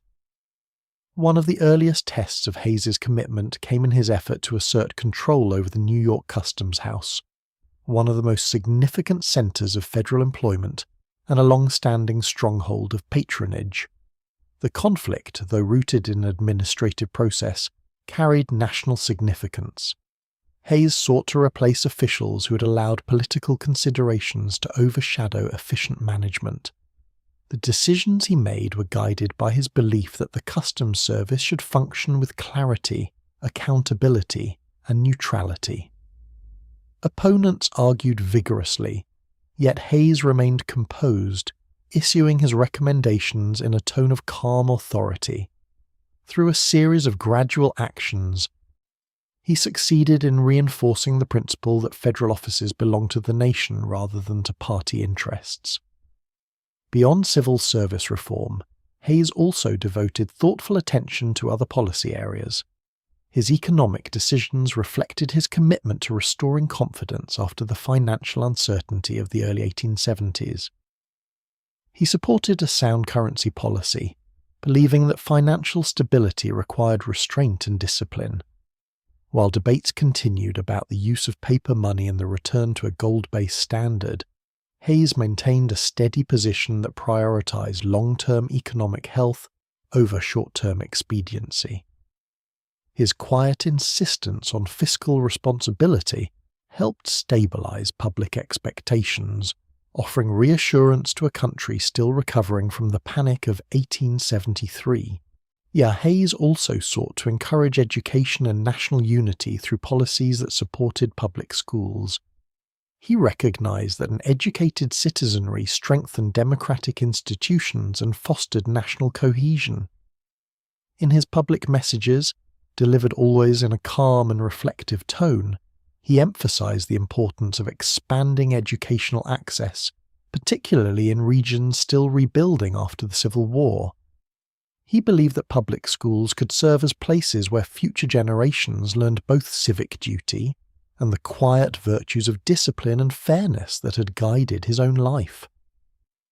Another area of Hayes's attention involved the federal government's relationship with Native American communities. Although national policy of the era contained significant limitations and reflected complex historical challenges, Hayes approached these questions with measured seriousness. He supported efforts to reduce corruption within the Indian Bureau and encouraged policies aimed at ensuring more consistent oversight. He received reports carefully, consulted with advisors, and sought decisions that balanced humanitarian concerns with the federal government's obligations. His writings reveal a desire to reduce conflict and to promote more stable and orderly relations, consistent with his broader administrative philosophy. Throughout his presidency, Hayes maintained a quiet resolve in navigating these policy matters. He did not seek dramatic victories or sweeping public recognition. Instead, he focused on consistent, principled progress, step by step, guided by the calm logic that had shaped his earlier service. His cabinet meetings reflected this steady approach. Rather than dominating discussions, Hayes listened carefully, asked measured questions, and made decisions rooted in thoughtful analysis. His advisors often remarked on his ability to bring clarity to complex issues without raising his voice or pressing for rapid change. Hayes's personal correspondence during these years provides a glimpse into the quiet interior life that accompanied his public responsibilities. He wrote frequently to Lucy and to close friends, reflecting on the responsibilities of the presidency and the importance of maintaining moral integrity in public service. His tone, even in private letters, remained calm and reflective. He acknowledged the challenges of guiding a divided nation, yet expressed confidence that steady leadership could help restore trust in government. His writing reveals a man who believed deeply in the power of patient effort and principled conduct. In the evenings, Hayes found respite in the quiet routines of the executive mansion. Lucy played an active role in creating a peaceful household environment, hosting guests with warmth and promoting social practices that reflected moderation and dignity. The Hayes home became known for its simple propriety, free from extravagance and focused on the gentle rhythms of daily life. These moments of calm offered Hayes an essential counterbalance to the responsibilities of national leadership, allowing him to reflect and regain clarity. As the second half of his presidency approached, the patterns of Hayes's leadership had become firmly established, a focus on administrative integrity, careful economic stewardship, and a steady commitment to fairness. While some critics wished for more forceful rhetoric or quicker action, many citizens came to appreciate the quiet reliability he brought to the office. Hayes believed that the presidency must provide a sense of stability, and he approached each decision with care, understanding that the nation continued to seek reassurance after many years of upheaval.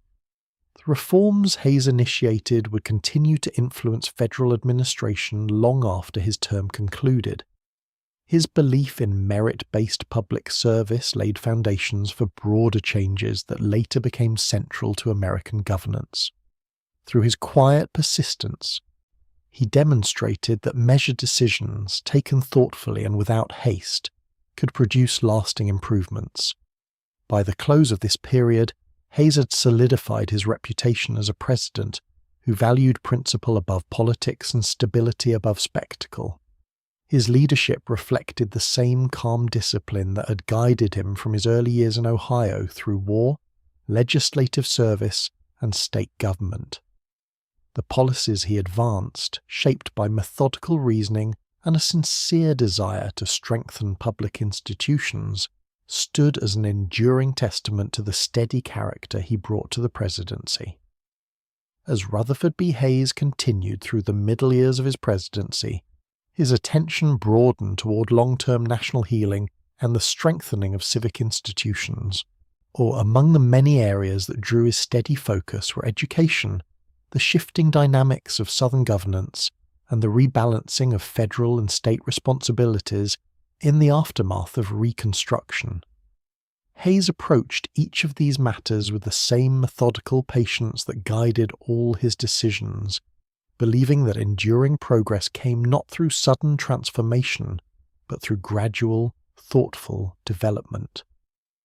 Education stood at the forefront of Hayes's interests, as he viewed it as the foundation of a stable and informed society. He believed that public schooling could help unify a country still marked by regional tensions, economic disparities, and the lingering effects of war. Although the federal government at the time played a limited role in education, Hayes used his position to advocate for policies that encouraged states to expand their school systems. In his annual messages to Congress, delivered in calm, deliberate language, he spoke of the importance of literacy, civic instruction, and equal access to education. He emphasized that every child, regardless of background, should have the opportunity to learn skills that would allow them to participate fully in American life. His support for educational improvement extended naturally into his reflections on the South. After ordering the withdrawal of federal troops early in his presidency, Hayes believed that the path toward national reconciliation required both trust and vigilance. He sought to encourage Southern states to rebuild their economies, restore local governance, and strengthen civic institutions, including public schools. Hayes hoped that education might serve as a bridge between communities divided by long years of conflict. He understood that the challenges were significant, yet he believed that promoting steady development in the South was essential to the nation's future stability. In shaping policy toward the South, Hayes navigated a delicate balance. He recognized that the federal government could no longer maintain the intense oversight characteristic of earlier Reconstruction years, yet he also felt a responsibility to ensure that constitutional rights were respected. His administration encouraged fair elections, lawful governance, and the gradual expansion of economic opportunity. Hayes worked quietly with local leaders, offering federal support where appropriate while avoiding excessive intervention. He believed that the return of stability required cooperation, patience, and a willingness to guide rather than compel. Although Hayes's approach was measured, it unfolded during a period when Southern politics grew increasingly complex. Some communities made genuine efforts to promote peace and uphold civil rights, while others struggled with tensions that limited progress. Hayes responded to these developments with steady composure. He continued to appoint federal officials who were committed to fairness and oversight, emphasizing that legal protections must apply to all citizens. His correspondence and public statements reflect a man keenly aware of the limitations of his authority, yet determined to use his influence to support justice where possible. As part of this quiet rebalancing of governance, Hayes also focused on reducing corruption in federal operations. He believed that honest administration was essential to national unity. By reinforcing standards of integrity within federal agencies and promoting merit-based appointments, he sought to create a government that functioned predictably and fairly, regardless of political pressures. These reforms extended into the South, where federal offices still played significant roles in customs, postal services, and judicial administration. Hayes viewed effective governance as a means of strengthening public confidence during a time when trust had been difficult to sustain. In addition to policy initiatives, Hayes devoted considerable energy to visiting different parts of the country. He traveled through the South, the Midwest, and the Western states, and engaging with citizens in a manner consistent with his calm and reflective style. His speeches during these trips were measured, focusing on themes of unity, public virtue, and national endurance. He often spoke of the shared history of the nation, emphasizing that the struggles of the Civil War must give way to cooperation and mutual respect. His tone, steady and composed, reassured those who felt uncertain about the future direction of the country. These journeys revealed Hayes's belief in the value of personal presence. He found that quiet conversations with local leaders, educators, and citizens offered insights that formal reports could not capture. He listened attentively to concerns about agriculture, transportation, and education, recognizing that national policy required an understanding of regional conditions. His travels reinforced his commitment to strengthening the nation not through sweeping proclamations, but through patient, informed engagement with communities across the country. Education and Southern policy were also intertwined with Hayes's interest in the broader question of national identity. He believed that the United States, still young in historical terms, required careful cultivation of civic virtues. For Hayes, education fostered citizenship, and citizenship strengthened democratic governance. He envisioned a nation unified not merely by geography, but by shared dedication to constitutional principles and public responsibility.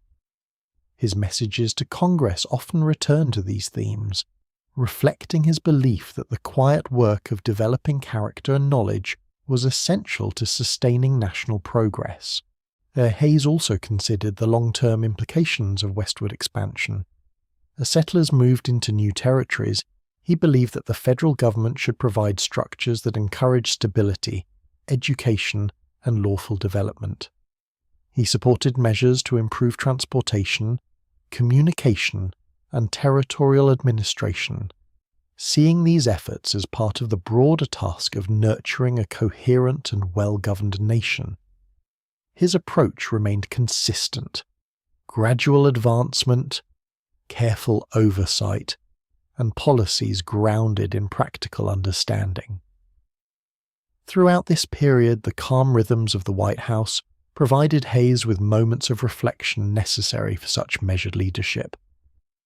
Lucy Hayes continued to shape the household with an emphasis on simplicity, hospitality, and moral steadiness. Their evenings often included reading, correspondence, and quiet conversation, habits that allowed Hayes to consider the complex questions before him with clarity. These domestic rituals reinforced the balance that underpinned his presidency, grounding policy decisions in the steady character that had guided him throughout his life. By the time Hayes approached the latter years of his term, his policies on education, Southern governance, and administrative reform had begun to leave a gentle but enduring imprint on the nation. He understood that the changes he supported would unfold over many years, and he accepted that progress often appeared incremental rather than dramatic. His presidency became known not for sweeping declarations, but for the quiet rebalancing of national priorities, an effort to strengthen civic institutions, reduce division, and promote a sense of shared responsibility. As he looked ahead, Hayes recognized that his time in office would be limited, for he had long promised not to seek a second term. Yet he continued to work with the same calm diligence that had marked his earlier years of service. His remaining responsibilities would require steady attention, but he approached them with confidence drawn from decades of careful preparation, a lifelong devotion to principle, and a deep belief in the value of thoughtful governance. As Rutherford B. Hayes entered the final months of his presidency, a quiet sense of completion settled over his work. From the beginning of his term, he had made clear his intention not to seek re-election, a promise rooted in his belief that the presidency should not be shaped by personal ambition. This decision allowed his final year to unfold with a calm deliberateness, free from the pressures of campaigning or political maneuvering. Hayes approached these remaining months with the same disciplined steadiness that had guided every phase of his public service, focusing on the responsibilities still before him and on the gradual transition of leadership that would soon follow. The country itself experienced a moment of relative quiet in comparison to the turbulent years that preceded his presidency. Reconstruction had formally ended, and although many underlying tensions remained unresolved, the nation had entered a phase of cautious rebuilding. Economic conditions, while still delicate, showed signs of stabilization. Public institutions, strengthened by Hayes's reforms, functioned with a renewed sense of order. Hayes recognized that many challenges persisted, yet he also understood that the role of the presidency was to guide progress steadily, rather than to resolve every question at once. During his final months in office, Hayes continued to advance the causes that had defined his administration. Civil service reform remained a central priority. He encouraged further adoption of merit-based appointments, extending these practices wherever possible throughout federal departments. Although resistance continued in some areas, Hayes maintained his quiet firmness. He believed that the integrity of the federal government would benefit from consistent, principled adherence to reform, even if substantial progress would only become visible in later years. His persistence helped to build the foundation on which future administrations would expand. He also maintained his attention to education and national unity. In his final annual message to Congress, Hayes once again emphasized the importance of public schooling and the need for a well-informed citizenry. He encouraged legislation that supported literacy, teacher training, and the gradual improvement of educational facilities. His tone remained measured and hopeful, reflecting his belief that education would continue to guide the nation toward a more stable and cooperative future. Foreign policy, though quieter during his presidency than domestic concerns, also received Hayes's thoughtful attention. He sought peaceful relations with neighboring countries and emphasised diplomacy grounded in respect and mutual understanding. During his final year, Hayes continued to encourage careful negotiation in matters concerning trade, territorial boundaries, and maritime interests. His approach favoured cooperation over confrontation, reflecting the same calm disposition that influenced his domestic policies. As the transition of power approached, Hayes took care to ensure an orderly handover to his successor.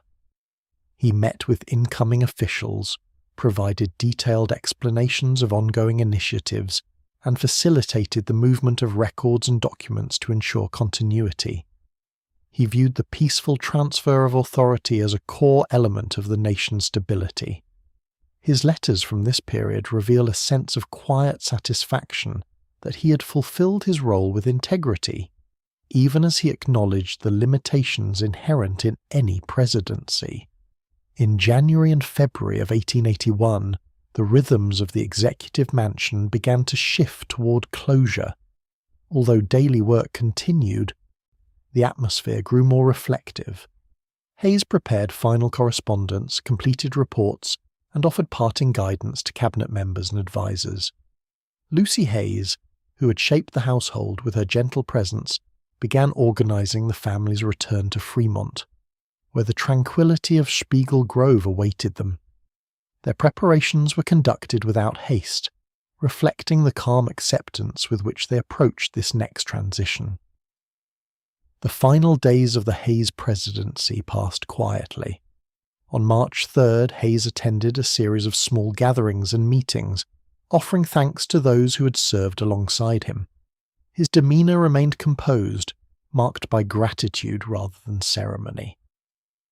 On March 4th, 1881, he departed the executive mansion without fanfare, stepping into private life with the same humility that had defined his entrance into public service many years earlier. Returning to Ohio marked the beginning of a new chapter. After years spent in the disciplined routines of political life, Hayes found comfort in the peaceful surroundings of Spiegel Grove. The estate, shaded by tall trees and shaped by gently winding paths, provided a setting conducive to reflection. Hayes resumed habits long familiar to him: quiet walks, regular reading, and thoughtful correspondence with friends and former colleagues. The calm of the landscape complemented his preference for steady rhythms, offering space to consider his years of service and the future role he might play in civic life. Despite his retirement from political office, Hayes did not withdraw from public responsibility.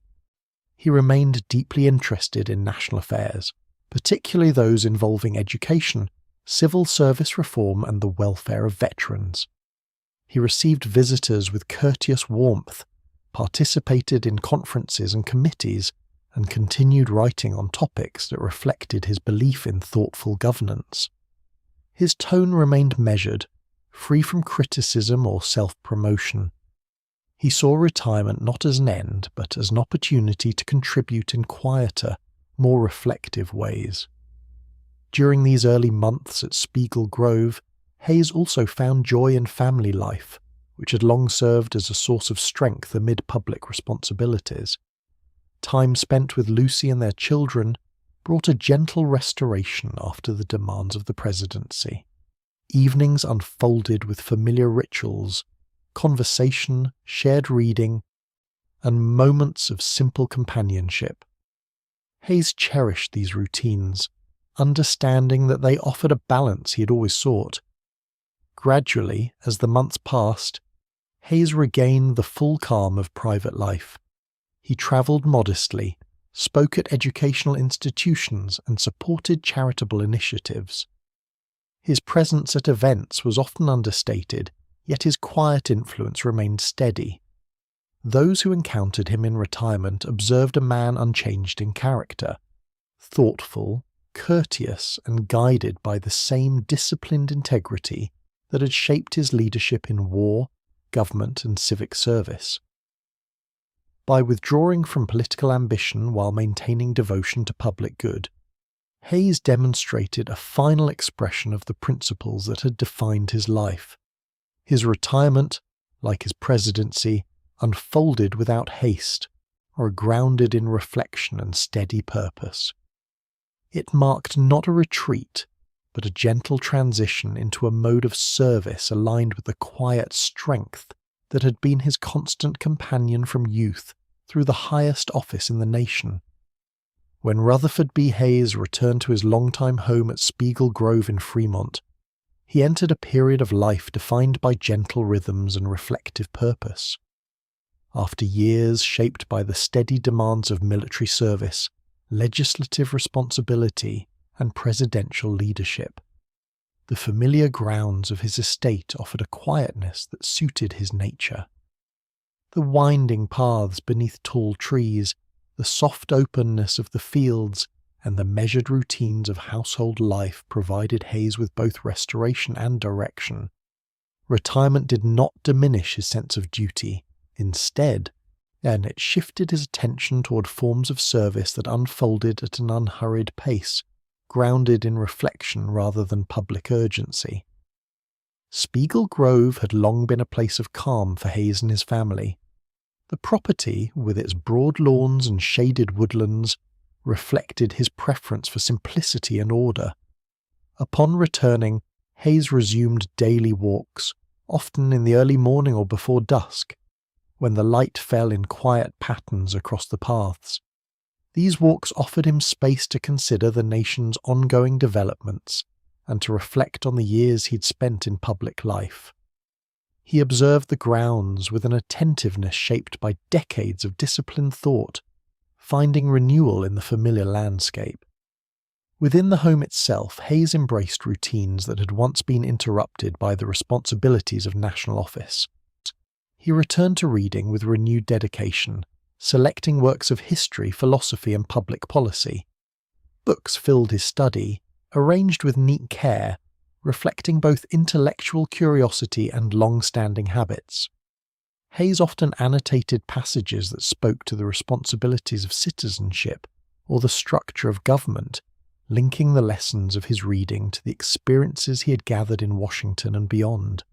His reflections, though personal, revealed the continuity of his disciplined mind. Correspondence became a central part of Hayes's daily life. He received letters from friends, former colleagues, educators, civic leaders, and ordinary citizens who continued to seek his perspective. Hayes responded with the same calm clarity that had marked his public communications. His letters contained thoughtful observations, gentle encouragement, and reflections shaped by a lifetime of steady service. Through these exchanges he maintained quiet influence across the country, offering guidance without asserting authority. His handwriting, deliberate and even, reflected the patience with which he approached each reply. Family life at Spiegel Grove also deepened during these years. Hayes took great comfort in the presence of Lucy and their children, whose companionship provided a sense of continuity across the many transitions of public service. Evenings often unfolded with the same rituals that had long provided balance: read aloud from books, unhurried conversations, and the steady warmth of shared domestic life. Hayes found reassurance in these routines, recognizing that the quiet dignity of family life had sustained him throughout his years in war and in office. Beyond the household, Hayes became increasingly involved in educational initiatives, believing that his retirement afforded him opportunities to contribute in ways that complemented his earlier work. He supported schools and universities, visited institutions dedicated to learning, and encouraged policies that promoted literacy and civic understanding. He accepted invitations to speak at commencements and conferences, delivering remarks characterized by calm earnestness and gentle emphasis on the responsibilities of citizenship. His speeches rarely contained political commentary. Instead, they reflected a belief in the importance of character, discipline, and thoughtful engagement with the world. Therefore, Hayes also remained attentive to the welfare of veterans, a responsibility he had felt since the end of the Civil War. He corresponded with soldiers who had served under him, supported organisations dedicated to their care, and advocated for policies that improved pensions and medical treatment. These efforts reflected his enduring gratitude for the sacrifices of those who had shared the hardships of war. His advocacy unfolded quietly, without the public intensity of earlier years, yet with the same conviction that had guided him throughout his life. Public visitors, when arriving at Spiegel Grove, often remarked on the tranquillity of the estate and on Hazel's gentle manner of hosting. He greeted guests with cordiality, listened attentively to their accounts of local developments, and offered reflections that conveyed both understanding and measured perspective. There was no sense of ceremony in these interactions. Instead, they unfolded with the unhurried ease of conversations grounded in mutual respect. Hayes's presence conveyed the calm assurance of a man secure in the quiet contributions of later life.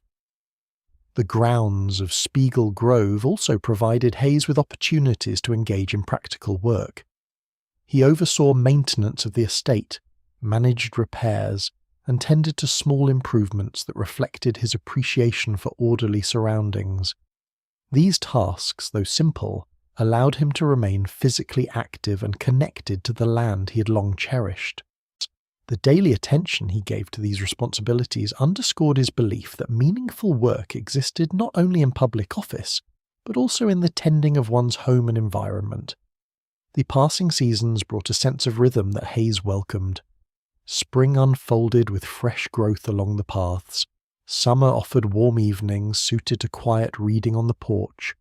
Autumn brought reflective walks beneath falling leaves, and winter created moments of stillness that encouraged contemplation. Each season carried with it reminders of the passage of time and the enduring value of steadiness, a principle Hayes had upheld throughout his life. In his later years at Spiegel Grove, Hayes continued to follow national developments with quiet interest.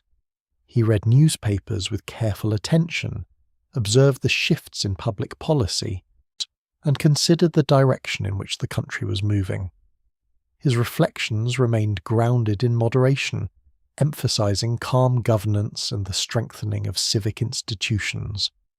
Though he no longer held public office, he felt connected to the unfolding story of the nation, viewing its progress with a balanced combination of hope and realism. As the decade advanced, Hayes experienced moments of travel, visiting friends and participating in educational gatherings. These journeys, though modest in scope, allowed him to reconnect with communities he had encountered during his years of service. Each trip reinforced his understanding of the country's diversity and the quiet resilience that characterized so many of its citizens. By the time Hayes settled fully into the final chapters of his life, he had established himself as a figure whose influence continued through example rather than authority. His retirement reflected the same qualities that had shaped his presidency: discipline, humility, and a sincere dedication to public good. In the calm landscape of Spiegel Grove, surrounded by family, letters, books, and the steady cadence of daily routines, Hayes lived a life defined not by withdrawal, but by thoughtful presence. These years of reflection revealed the enduring nature of his character.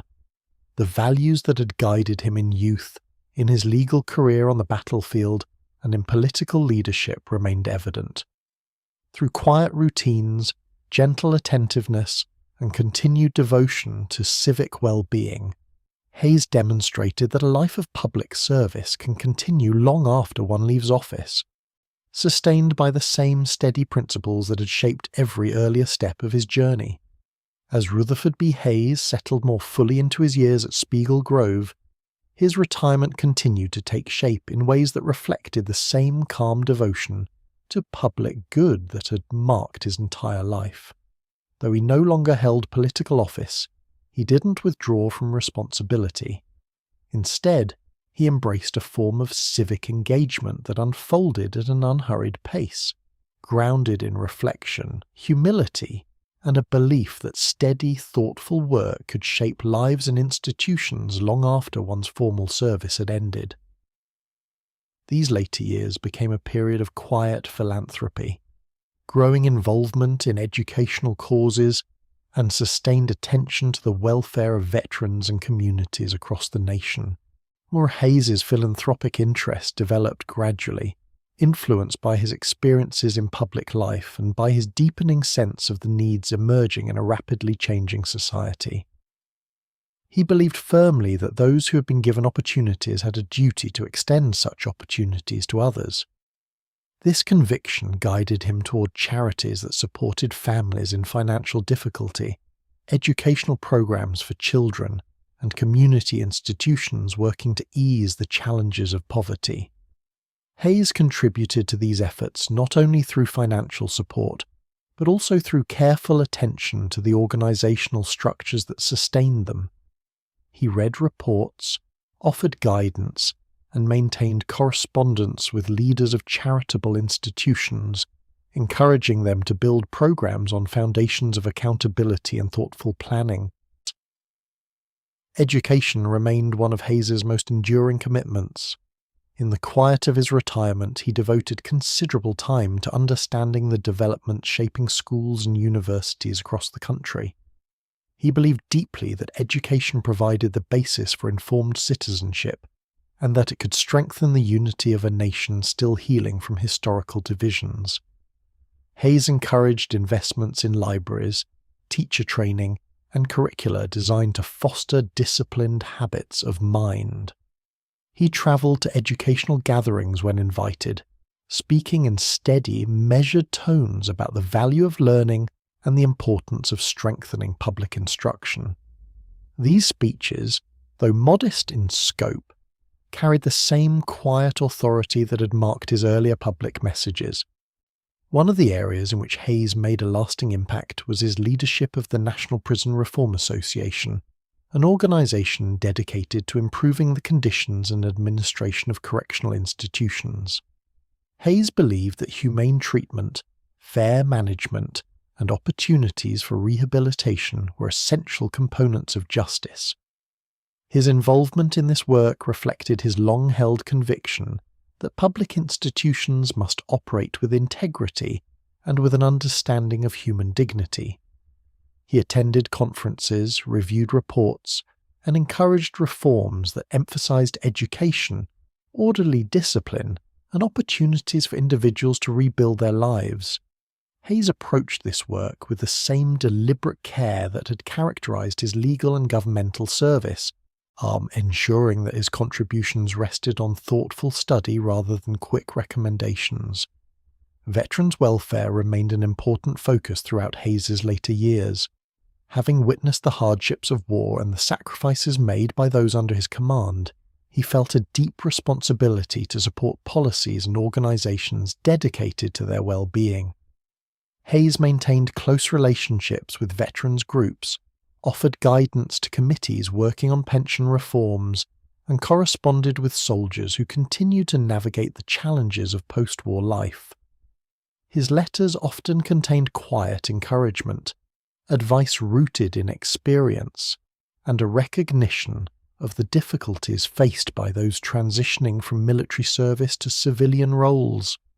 These interactions reflected Hayes's ongoing commitment to honouring the men who had served alongside him, ensuring that they received support worthy of their contributions. Hayes also developed a deep interest in issues affecting children, particularly those related to access to education and basic welfare. He believed that the success of future generations depended on their early experiences and the structure of their communities. Hayes supported orphanages, schools, and programs that worked to expand educational opportunities for young people in both rural and urban areas. He approached this work with gentle seriousness, aware that meaningful change required patience and steady investment. His support often carried practical guidance, encouraging institutions to maintain orderly management and to focus on expanding opportunities without overextending their resources. The quiet influence Hayes exerted during these years was also evident in his ongoing correspondence with leaders across the country. His letters, written in his distinctive, even script, provided reflections on governance, civic virtue, and the importance of disciplined action. He seldom offered criticism. Instead, he emphasized principles, fairness, clarity, moderation that had guided his own life. These writings, widely circulated among friends, educators, and public officials, contributed to a growing perception of Hayes as a figure whose calm wisdom offered reassurance in a rapidly changing world. Although he no longer engaged in political activity, Hayes continued to follow national developments with thoughtful interest. He read widely in newspapers and journals, analysing policy decisions with the same disciplined eye that had shaped his years in office. His reflections were measured, acknowledging both progress and ongoing challenges without haste or judgment. He believed that the nation's future depended on the continued strengthening of institutions, the cultivation of civic knowledge, and the promotion of fairness in all areas of public life. Within the quiet routines of Spiegel Grove, Hayes balanced his philanthropic endeavours with personal restoration. Walks beneath the trees remained central to his days, allowing him to observe the changing seasons and to gather his thoughts before turning to correspondence or meetings with local leaders.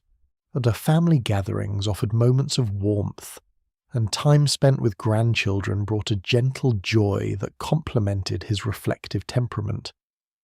These balanced rhythms allowed Hayes to continue his work without strain, ensuring that his contributions unfolded with the calm steadiness that had long characterized his life.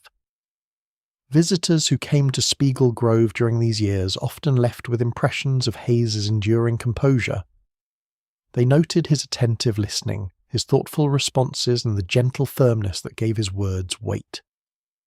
Conversations unfolded slowly and without urgency, reflecting his belief that meaningful exchanges required time and patience. Hayes seldom spoke of his years in office unless asked directly, and even then his recollections emphasized principles rather than events. Nay, he viewed his life not as a sequence of accomplishments, but as a continuous expression of disciplined service, shaped by a desire to strengthen the communities and institutions around him. As Hayes advanced further into retirement, his influence as a civic figure grew subtly. His steady advocacy for education, veterans' welfare, and institutional reform positioned him as a respected voice in ongoing national conversations. Yet he remained anchored in the calm spaces of Spiegel Grove, where he found equilibrium between public engagement and personal reflection. Through these years, he demonstrated that public service could continue long after one left office, sustained by the same principles of moderation, integrity, and thoughtful dedication that had defined every stage of his life. In these later years, Hayes's work took on a quality of quiet endurance. There were no demands for urgency, no pressures of political strategy. Instead, his life unfolded as a slow and steady contribution to the well-being of others, rooted in the same convictions that had guided him through war, governance, and the responsibilities of national leadership. His legacy, shaped through these gentle yet purposeful actions, continued to take form as he moved toward the final chapter of his long and reflective journey. As the final years of Rutherford B. Hayes's life unfolded at Spiegel Grove, a gentle quiet settled around him, reflecting both the peace he found in retirement and the steady diminishing of physical strength that accompanies advancing age. He continued his daily walks when possible, though at a slower pace, and spent long hours in reflective reading, the quiet correspondence, and the thoughtful contemplation that had always defined his inner life. Visitors still arrived at the estate drawn by admiration for his character, rather than by any lingering political influence. Hayes greeted each guest with the same composed warmth he'd shown throughout his public service, listening with attentiveness, and offering reflections shaped by a lifetime of disciplined thought. Yet those closest to him observed that his energy eased gradually, signalling the quiet approach of life's natural completion. During these final seasons, Hayes remained deeply connected to the causes he valued: education, veterans' welfare, and institutional reform. He continued to correspond with leaders of schools and charitable organizations, encouraging them with thoughtful guidance and gentle reminders of the principles he believed essential to strong communities. His letters grew shorter, but no less sincere. In them, he expressed gratitude for the opportunities he'd been given and the hope that future generations would cultivate the habits of character and civic responsibility that had guided him through every chapter of his life.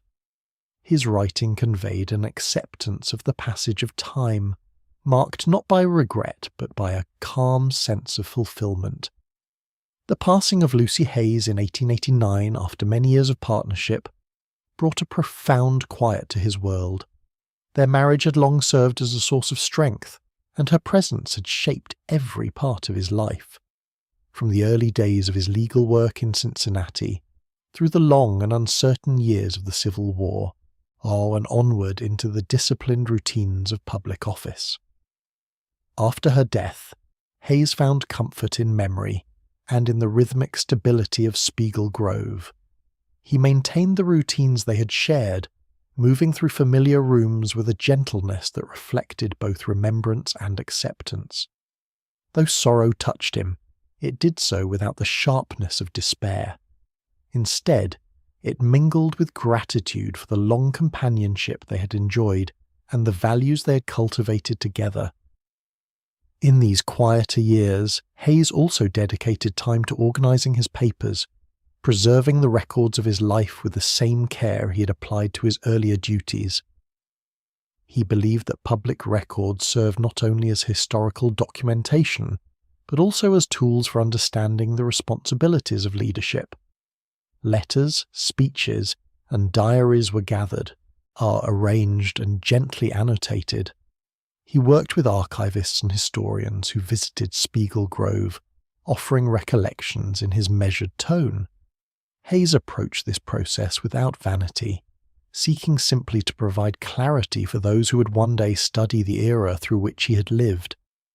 His attention to detail reflected a lifelong commitment to accuracy, order, and the thoughtful preservation of knowledge. As Hayes aged, his physical strength continued to wane, yet his mind remained steady. He spent long afternoons by the windows of Spiegel Grove, observing the changing patterns of light through the trees. Seasons passed with their characteristic shifts, spring with its gentle renewal, summer with its calm warmth, autumn with its softened colours, and winter with its quiet stillness. Hayes experienced these transitions with a reflective awareness, finding in them reminders of the rhythms that had shaped his own life.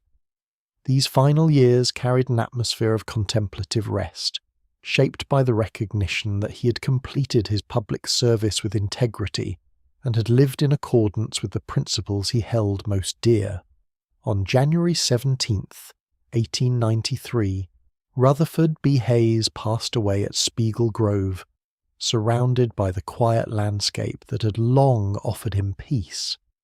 News of his death travelled across the country, reaching communities that remembered him not for dramatic gestures or ambitious declarations, but for the calm discipline and unpretentious dignity that had characterized his leadership.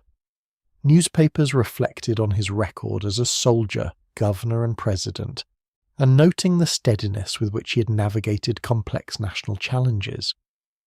Eulogies described him as a man guided by moderation, fairness, and a deep sense of responsibility, qualities that had earned him respect even among those who had once disagreed with his policies. In the immediate period following his passing, commemorations took place in Ohio and across the nation. Former soldiers recalled his quiet courage in the field, educators remembered his support for schools and civic instruction, and reformers recognized his early contributions to civil service improvements. Communities in the South noted his efforts to encourage reconciliation after the Civil War, acknowledging the measured tone he had maintained during a time of national transition. Although Hayes had never sought to shape his legacy, the tributes that followed his passing reflected a growing understanding of the enduring significance of his steady approach to public service. Hayes was laid to rest at Spiegel Grove near Lucy, in the place that had anchored his life through its many phases. The setting suited the calm dignity of his character, a landscape marked not by grandeur but by quiet beauty, shaped by trees that had witnessed his daily walks and the rhythms of his reflective years. In the decades that followed, Spiegel Grove would become a place of remembrance, eventually serving as a site where citizens, scholars and visitors could learn about Hayes's life and the era in which he served. The preservation of his home and papers ensured that future generations would encounter a record shaped by clarity and order, reflecting the values he'd lived by. In the years immediately after his death, assessments of Hayes's public life began to take form. Early historians emphasized his role in guiding the country through the delicate transition at the end of Reconstruction, his commitment to civil service reform, and the quiet steadiness of his presidency. They noted his disciplined character, his devotion to education, and his belief in the slow work of building trustworthy institutions. Some acknowledged the limitations and complexities of the policies of his time, yet even these reflections highlighted the sincerity with which Hayes approached every responsibility. Over time, Hayes's legacy continued to develop in a manner consistent with the rest of his life, gradually, quietly, and with increasing appreciation for the enduring value of his contributions. Scholars and readers of his diaries discovered a man guided by principle, careful reasoning, and a deeply rooted sense of civic obligation. Students of American history recognize that while his presidency did not contain dramatic events, it provided a stabilizing influence during a period when the country needed steadiness above all. His continued advocacy for education, veterans, and honest administration in his later years revealed a consistency of purpose that extended well beyond the confines of public office. In these ways, Rutherford B. Hayes's legacy took shape as a testament to the power of moderation, integrity, and patient dedication.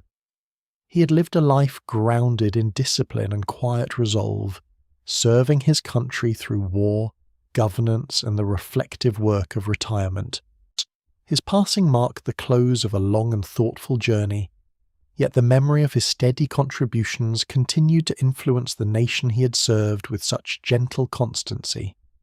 As the long arc of Rutherford B. Hayes's life settles into reflection, his presence in history takes on a gentle clarity. He moved through the 19th century with a steady temperament, shaped by quiet discipline and a sincere devotion to public responsibility. From his early years in Ohio, through the trials of war, the measured work of governance, and the thoughtful calm of retirement, Hayes carried with him a belief in the power of patient effort and principled conduct. His contributions did not rely on spectacle or ambition. Instead, they formed gradually like lines written carefully across the pages of a long and deliberate record. In the years since his passing, his legacy has remained one of moderation and conscientious service. Scholars and citizens alike have returned to his writings and decisions, finding in them a consistent regard for fairness, education, and the strengthening of institutions. Hayes's work did not seek immediate recognition, yet its influence extended quietly into the decades that followed, shaping expectations for public administration and affirming the importance of steady leadership in unsettled times. Remembering his life offers a moment of calm perspective. His story unfolds without haste, moving from one phase to the next with gentle continuity. It reflects the enduring value of thoughtful governance, of listening before acting, and of approaching duty with humility. His years at Spiegel Grove, spent in peaceful reflection and quiet engagement, reveal a man who found meaning not only in public office, but in the unhurried rhythms of daily life, family, and contemplation. As the narrative draws to a close, the memory of Rutherford B. Hayes remains anchored in this sense of quiet constancy. His life stands as a reminder that history is shaped not only by moments of intense change, but also by the steady work of those who carry responsibility with care. In the soft light of that understanding, his legacy continues to rest, a calm presence in the wider landscape of American memory, offering a gentle reassurance that thoughtful service endures long after the final chapter's been written.